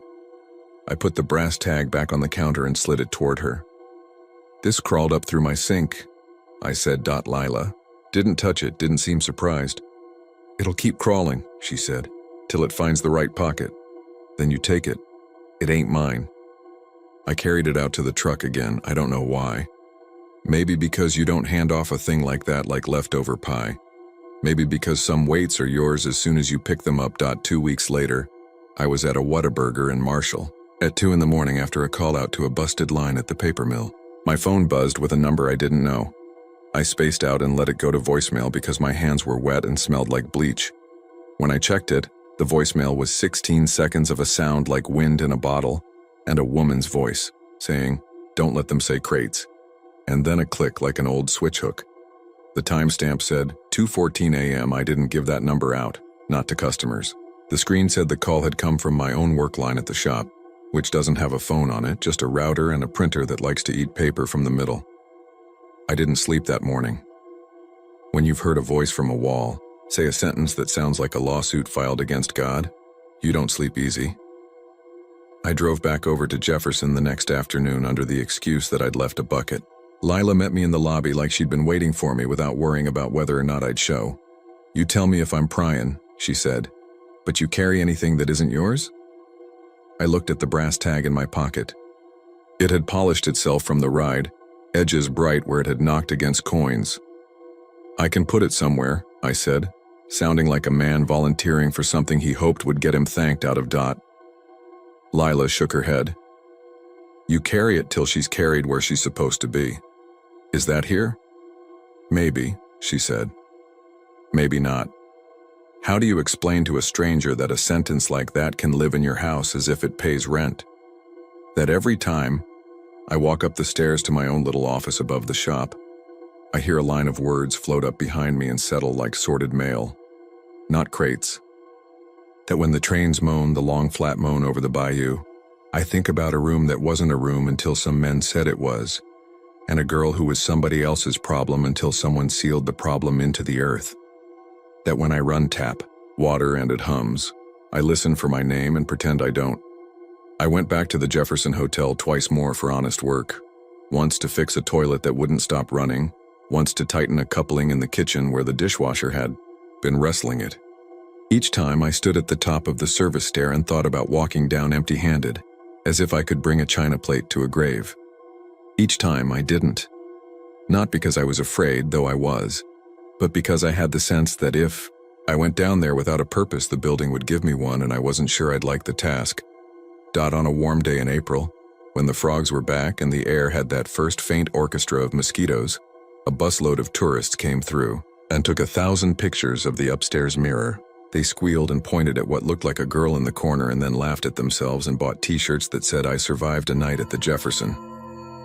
I was outside on the sidewalk, drinking a Coke and talking to Earl about a new ball valve, when a freight train went through and blew a horn too long, like the engineer had forgotten to lift his thumb. In the ghost of the long tone, I heard 3 syllables I tell myself were the squeal of air through a leaky gasket. They sounded like, "Not you, too." Earl didn't flinch. He raised his chin toward the hotel and said, "She gets loud in spring." That night back home, the tag on my dresser had turned itself. It lay face down with its numbers against the wood. The hole end pointed at the door like a compass. I hadn't touched it. Maybe a vibration turned it. Maybe the earth tilted in the night and only that little brass oval paid attention. It's always something simple until it isn't. You want a big ending. I can feel that in you, same as I wanted one the first dozen times I told myself I'd never tell this. A door broken, bones found, names named. A court case from 1919 miraculously discovered in a county box. A ledger under a loose floorboard that confirms everything and frees everyone. I don't have that. What I have is this. A voice from a wall that asked not to be quieted out of existence. A hotel that breathes with the river, and a small brass tag that won't leave me alone. What I have is a promise I made to a seam in plaster to leave a mouth. What I have is a woman's whisper at 2:14 in the morning that comes from numbers that can't call me and tells me not to let them say. Maybe one day it will be more. Maybe some spring when the water's low and somebody braver than me with a ground-penetrating radar and a warrant will make the building drink backward and cough up what it's kept. Maybe then we'll name her. Maybe then the tag will stop turning dot. Until then, when I drive across the big cypress bayou and the water is flat as metal and the pines make a dark wall on both sides like a courtroom, I slow down. I roll my window down and listen the way you listen for a child calling from the backyard where they shouldn't be. The frogs talk, the trains argue. Sometimes, maybe once a month, maybe twice, I hear a breath on the underside of it all. A quick, startled half-cry that never learned to be a word. I keep my promises. I leave the chain. I go home and set the tag face up, and when it turns itself in the night, I do not turn it back. And if I'm lying to myself, if it's only the building shifting and the water moving and my own winter loneliness making music out of old pipe, then okay. Let it be loneliness. Let it be the way humans put language into wind so we can feel. Less buried. Last week a storm came through, big fat raindrops that hit the asphalt like thrown pebbles in a sky green enough to make church folks look at each other. Power popped in and out over town. I was in my shop with the radio on low sorting fittings when I heard the ringer on a phone that's not in my building anymore. I knew that bell. I picked up a wrench without thinking and then set it down because my hand wanted to hold something, and a wrench is a good stand-in for courage. The ring stopped. The radio went to static and then back to a preacher talking about dry bones. I waited. The tag on my desk shifted with a sound like a coin settling. I didn't move. Lightning flashed so close I could see the dead bugs in the shop window like a museum exhibit. And then, so soft I almost missed it under the preacher and the rain and the artery hum of the transformer out back, my name. Not the way your mama says it when you're late for supper. Not the way a customer says it when they want a freebie. The way someone says it who knows it from inside a wall. Don T. There are a lot of ways to live a life. Some people pretend nothing's wrong. Some people pretend everything is. Me, I've decided I can hold a wrench in one hand and a promise in the other. If you stay at the Jefferson Hotel and you hear the building talk and it sounds like a woman embarrassed to be asking for anything, just listen. Don't pound on the walls or go chasing knocks in places that were built to keep people from coming back. Don't seal what isn't yours to seal. If you see a chain across a stair to a door that isn't there, treat it like a line somebody drew to keep their story on our side. And if you find a brass tag where it shouldn't be, leave it face down. Let it point where it wants. If you ever hear that half cry in your own house, the one that doesn't quite become a word, the one that leaves your dog staring at the vent, like it knows a song you don't tell yourself you imagined it just because imagination is cheaper than memory. Turn off the water and sit on the edge of your bed and listen until it's gone, not because you can fix it, because she's still down there under a language we think we own. And because the worst thing you can do to a person is to let other people name what happened to them after they can't object.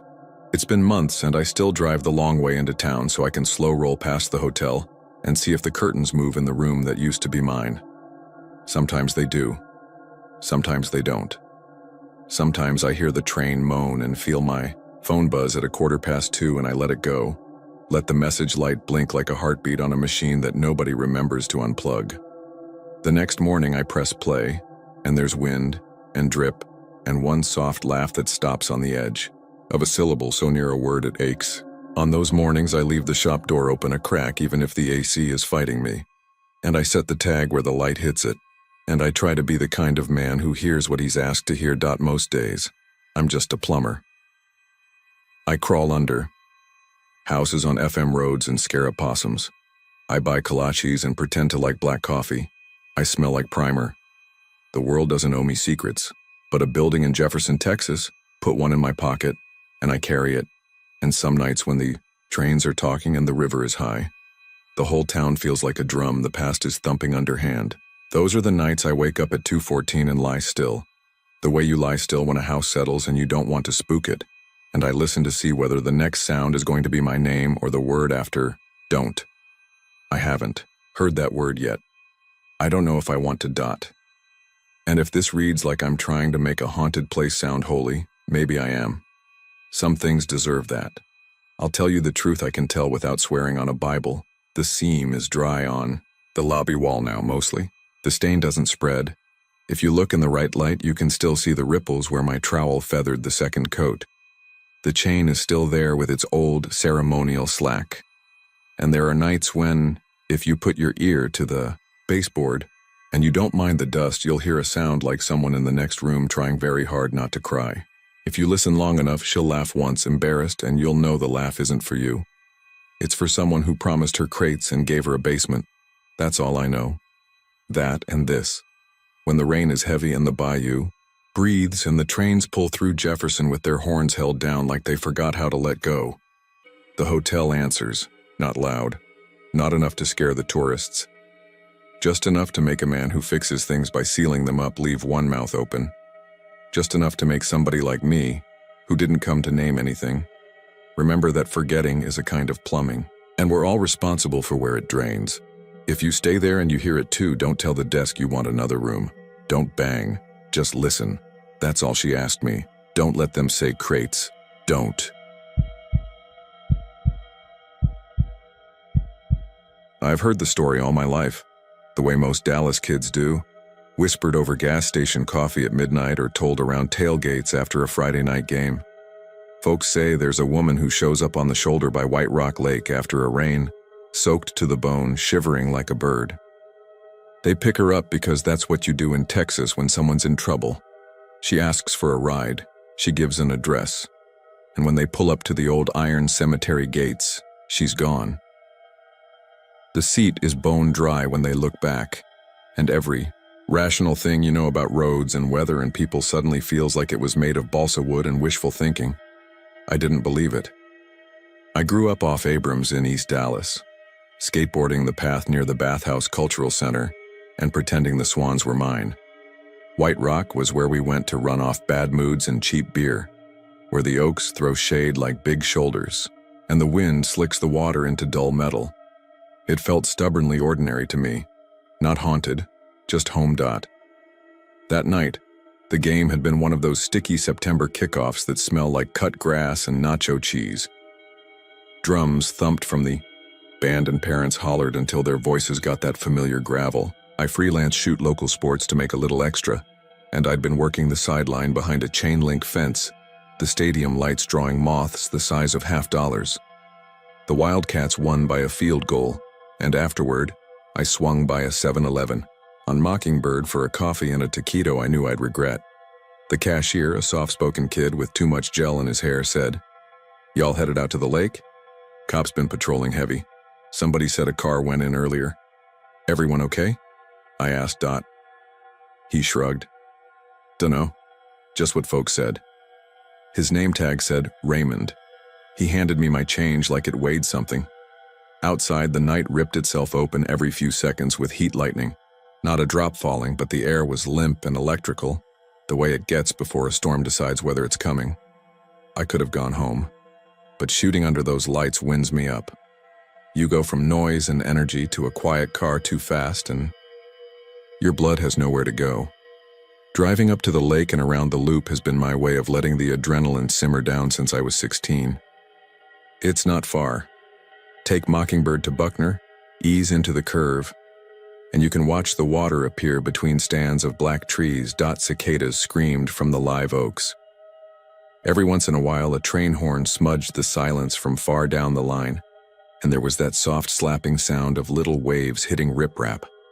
I passed the rowing club, then Winfrey Point, where the hill rolls up like the back of a sleeping animal. The speed limit's a sleepy 25, and there's always someone jogging at midnight like it's normal. Dallas is like that, ridiculous and stubborn at once. My windows were up and the AC was doing its best, but sweat still pooled under my camera strap. She appeared just after I came around the bend by the bathhouse. At first I thought she was a jogger who'd misjudged the dark, standing a few yards off the shoulder. One arm lifted in a tentative, almost embarrassed wave. The other arm was clutched around herself. In the headlights, her dress, white or light-colored, knee-length, something you'd wear to a church picnic in an old photo, clung to her like peeled rind. Wet. Her hair hung in strings. I slowed and pulled into the gravel turnout. The moment I stopped, I felt a prickle across my scalp like my cap had shrunk. I figured it was adrenaline. "You all right?" I called, cracking the passenger window. She leaned down. Even in the dim, her face was pale in that particular Dallas way. Folks here go pink, then brown, then pale again from AC. Her eyes were dark and shining like the lake, and there was a glassy film to them I couldn't reconcile with anything normal. She didn't smell like perfume. She smelled like pond water and copper pennies. "Sir," she said, polite. "Could you take me home? I'm so cold." Her voice was steady and sweet, the kind you want to obey because it sounds like your grandmother's favorite hymn. I unlocked the door. My hand hesitated a half-second before I reached over to clear my camera bag from the seat. "Yeah, sure, come on. You need a towel or something?" "No, ma'am," she said, and then corrected herself. No, sir. I'm sorry." She got in like every movement cost her a little. Water slid down her calves and dripped onto the floor mat with tiny, precise notes. She folded her hands, bare feet tucked to the side like someone taught her not to get upholstery dirty. "It's not far." She gave me an address on Gaston Avenue that landed like a small stone in my pocket of memory. Old houses, porches, live oaks, places whose lights you can see yellowing in the pull of late summer. "You need the heater?" I asked, half because I was trying to be decent, and half because the temperature in the car had dropped 5 degrees. It wasn't just the AC. The cold came off her like she'd been in a deep freezer. My windshield fogged around the edges and cleared again. "If you don't mind," she said. "Mama's gonna worry." She said mama like it came from another decade. I pulled back onto the road. Her hands were clasped so tightly the knuckles looked like wet stones. The radio, just above a whisper, fizzed with static. I thumbed it off. The tires made that small, crunchy noise on gravel, then the soft hum over pavement, and we floated past the water. In the rear view, the bathhouse's stucco and archways looked like a tired old theater. "What happened?" I said finally. "You fall in?" She turned her head slowly like a bird memorizing a field. "The boat," she said, nearly conversational. "We went out. The wind came up so fast. The lantern..." She stopped as if listening to something I couldn't hear. Mama told me not to go on a Friday. There was a game. I promised I'd be home. Most times when you give a stranger a ride, there's an exchange of facts like receipts, who you are, where you're from, what went wrong. With her, the facts came in sideways. I could feel the lake on us even after we turned onto Garland and then Grand, then onto Gaston, where the big houses swell back from the road like old dogs lifting their heads. The streetlights made a honeycomb on the windshield. Every time we passed under one, the interior of the car glowed warm, and for that split second I felt better. And then the light would fall behind us and the cold would rise up again. "Which cross street?" I asked. I knew Gaston well enough to know it's long and it isn't kind to drifters. She pointed without looking. "Just down by the cemetery," she said softly. "The old gates.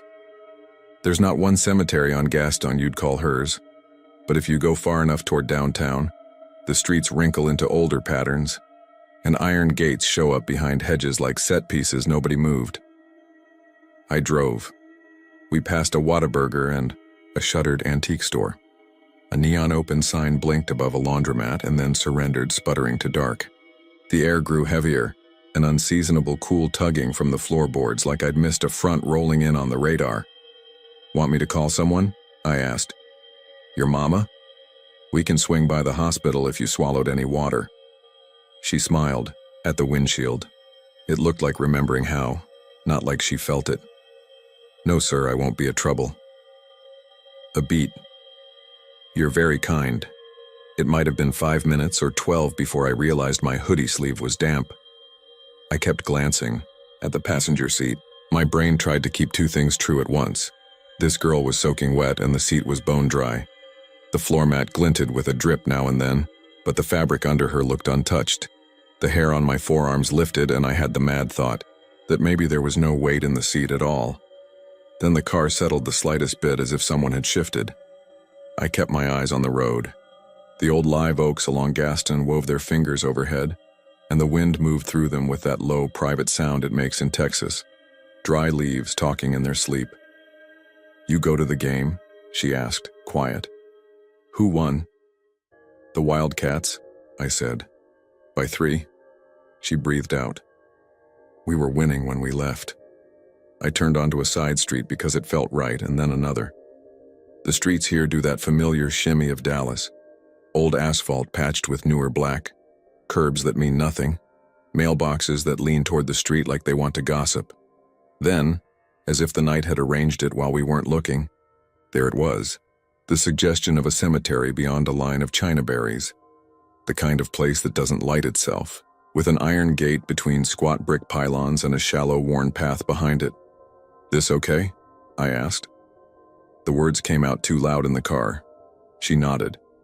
"Right here is fine." I rolled to a stop neatly in front of the gate. The ironwork was simple and old. Somebody had looped plastic flowers onto it months ago and left them to fade. "Want me to walk you up?" I said. "It's dark." "No, sir." She let one hand open on her lap. For the first time, I noticed a small, cream-colored glove there, the kind you inherit from a great-aunt and keep in a drawer with ribbon. It was as wet as a fish. She looked at me, and the look was so full of polite gratitude it almost hurt, like a view of your childhood home you somehow didn't earn. "Thank you for the ride," she said. "I'm sorry about the dress." Before, I could say, "What about your glove?" or "Where exactly?" The words just went away in my mouth. I turned to look at the gate, then back, some reflex wanting to witness her step out, to pin events to the normal motions of a person opening a door and touching the ground. The passenger seat was empty, and dry, perfectly, stubbornly dry. The glove, if it had been there, was gone. The floor mat held 3 tiny droplets that trembled and then, as I watched, simply weren't there anymore. I don't know how long I sat like that, my hand on the shifter, listening to the engine tick. Far off, a train called again. The night had that thickness storms have when they're considering you. My mouth tasted like pennies. I put the car in park and got out. "Hello?" I said, immediately embarrassed by how useless it sounded. My voice bled into the trees and vanished. I walked to the gate and peered in. The path ran a short ways to a slope and then down, and in the near black I could just make out the suggestion of shapes, stones, hunched and muffled. There was a smell like wet limestone and lilies, the kind folks bring whether anyone wants them or not. The gate was closed. It looked like it hadn't been opened in years. A spider had thrown a guy line from the pylon to one of the bars and was stepping along it with the calm, arrogant gray spiders have. Nothing had disturbed it. I'm not what anyone would call brave. I'm just Texas-raised polite with a layer of dumb curiosity lacquered over it. I looked down at the gravel by my shoe, and there, this is the part everyone argues with me about, was a single pale button, tiny, round, and not plastic. Mother of pearl or something that looked like it. It was the size of a dime, carved with a barely there flower. When I touched it, my fingers went cold. I dropped it. It made no sound hitting the ground. After a second, I squatted and felt around. Gravel. A cigarette butt softened by weather.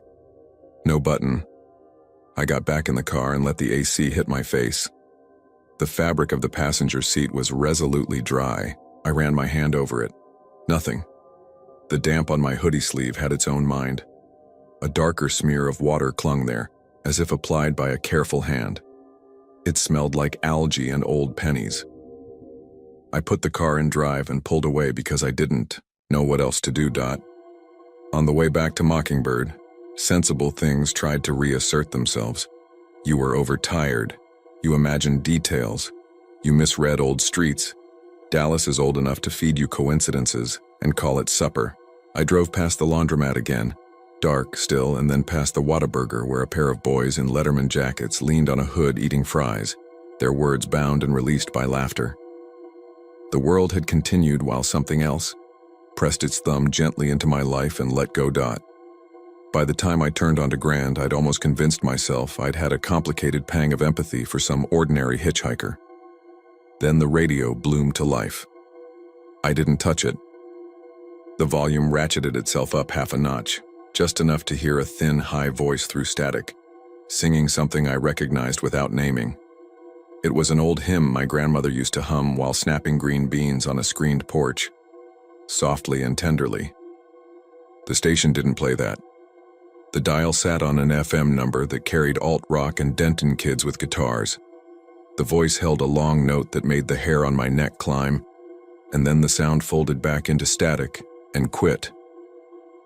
I snapped the radio off with an unnecessary amount of force and drove the rest of the way around the lake in a silence so complete it rang. At home, the house felt like a place I'd borrowed.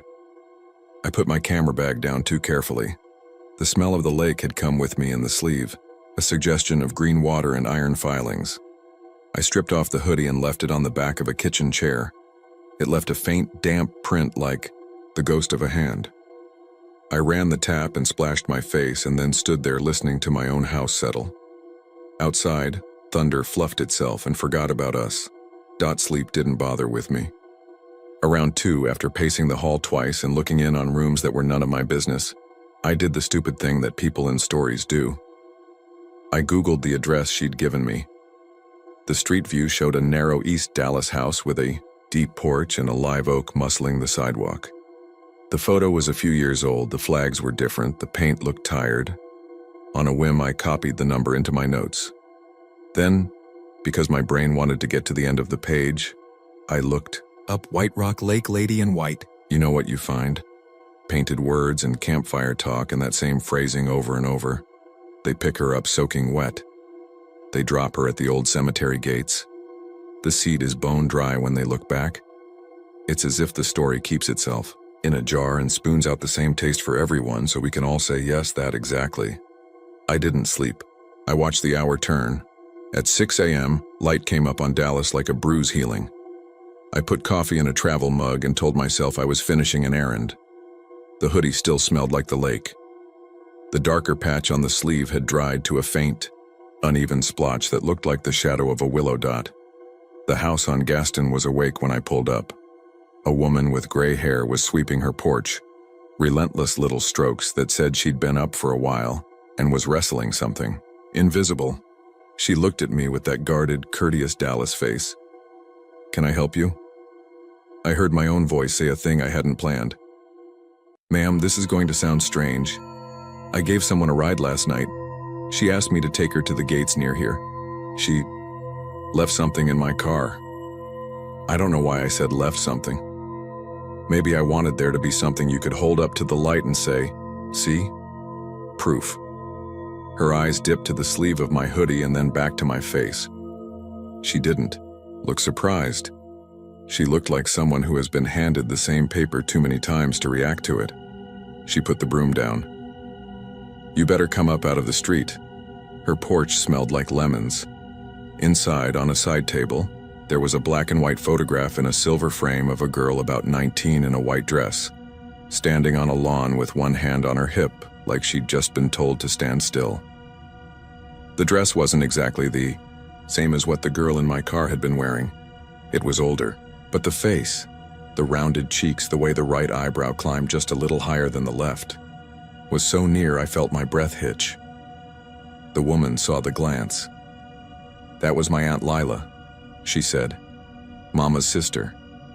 She said it, carefully, like the words had a texture. "She drowned?" I asked, before decency stepped in. Her mouth tightened, but not at me. "White Rock, 1952. Boat went over after a game at Woodrow. Boys couldn't get her out. Mama said they brought half the lake to the funeral on the soles of their shoes." She paused. "You're not the first to come by. Every few years someone knocks and hands over a sweater or a scarf that isn't there. Or they say they just wanted to tell it to somebody who won't call them a liar." I thought of the glove. I thought of the button. I thought of how nothing of mine felt entirely mine since the moment the girl had sat down in the car. "I don't have anything," I said, and my voice surprised me by shaking. "Except this, my sleeve. It still smells like the lake." She nodded, like we were both doing the only part we could do. "Mama used to sit on that porch all night Fridays, staring down Gaston, daring the world to give her sister back. I don't know what it is that people see out there. I don't pretend to know, but I don't think she's trying to scare anybody." "I don't think so either," I said. We both looked at the photograph as if it might change. The woman laid a hand on the frame. "Some things don't let go the way we think they should," she said. "You want some coffee?" I said I did. We sat with steaming mugs and looked at the yard, neighbors walking dogs, a kid on a bike too small for him putting on a brave face. When I left, she squeezed my arm like I'd told her a good joke. It should have settled something in me. It didn't. In the weeks after, I kept driving the lake at night because people don't stay away from the places they love just because a story walks through. I told myself I was not hoping to see her again. I told myself I was watching for joggers because the lighting is terrible, and I was doing a public service by being an extra pair of headlights. But once your world admits one impossible thing, it starts appraising other impossibilities like produce, checking for bruises. Sometimes the radio would go to static right by the bathhouse and then clear on the far side of the loop. Twice heat lightning stitched the sky and, for the briefest sliver, showed a shape out on the lake margin that the wind tore up before. I could name it. Once, parked in the turnout and leaning on my hood, I heard footsteps on the gravel behind me and spun so fast I nearly went down. There was no one, but under the hood's heat, my forearms popped with goose flesh. I started saying evening to the dark when I got out of the car, the way my granddad taught me to do when we went to the barn after sundown. Respect is a kind of light. It's been years now. I moved apartments twice. The hoodie lives at the back of my closet, and if you bury your face in the sleeve, it smells faintly of iron and cut weeds. Every so often, when the weather goes heavy and the cicadas thicken the air and some high school band drills the same bar of the same fight song until it's muscle memory, I find myself on Buckner, signal clicking, easing into the curve where the lake first glitters up. I turn down the radio before it has the chance to decide anything for me. I look where the shoulder widens by the bathhouse, and I catch the particular way headlights break on water out of the corner of my eye. If you're expecting a new ending, I don't have one for you. I didn't catch her in a rear view or lock. A glove in the glove box as evidence, or wake up to find footprints leading from my car to the lake. I have the story, the way everyone who lives near White Rock does. A small collection of precise sensations that don't make a sentence unless you already believe they do. The cold in the car, the polite voice that felt like an old hymn, the dry seat, the mother-of-pearl button that wasn't there when I went back for it, an address on Gaston where grief learned to sweep a porch without resentment, now and then. When it rains hard in Dallas and the gutters choke on leaves and the whole city smells like a garden hose, I'll pull up the stretch of road on my phone and look at the little blue line like it could be a bridge between what I know and what happened. The map is always unhelpful. It puts a neat ring around the lake as if you could contain water with a symbol. It doesn't show the places where the wind stands up on its hind legs on a Friday night and decides who goes home and who doesn't.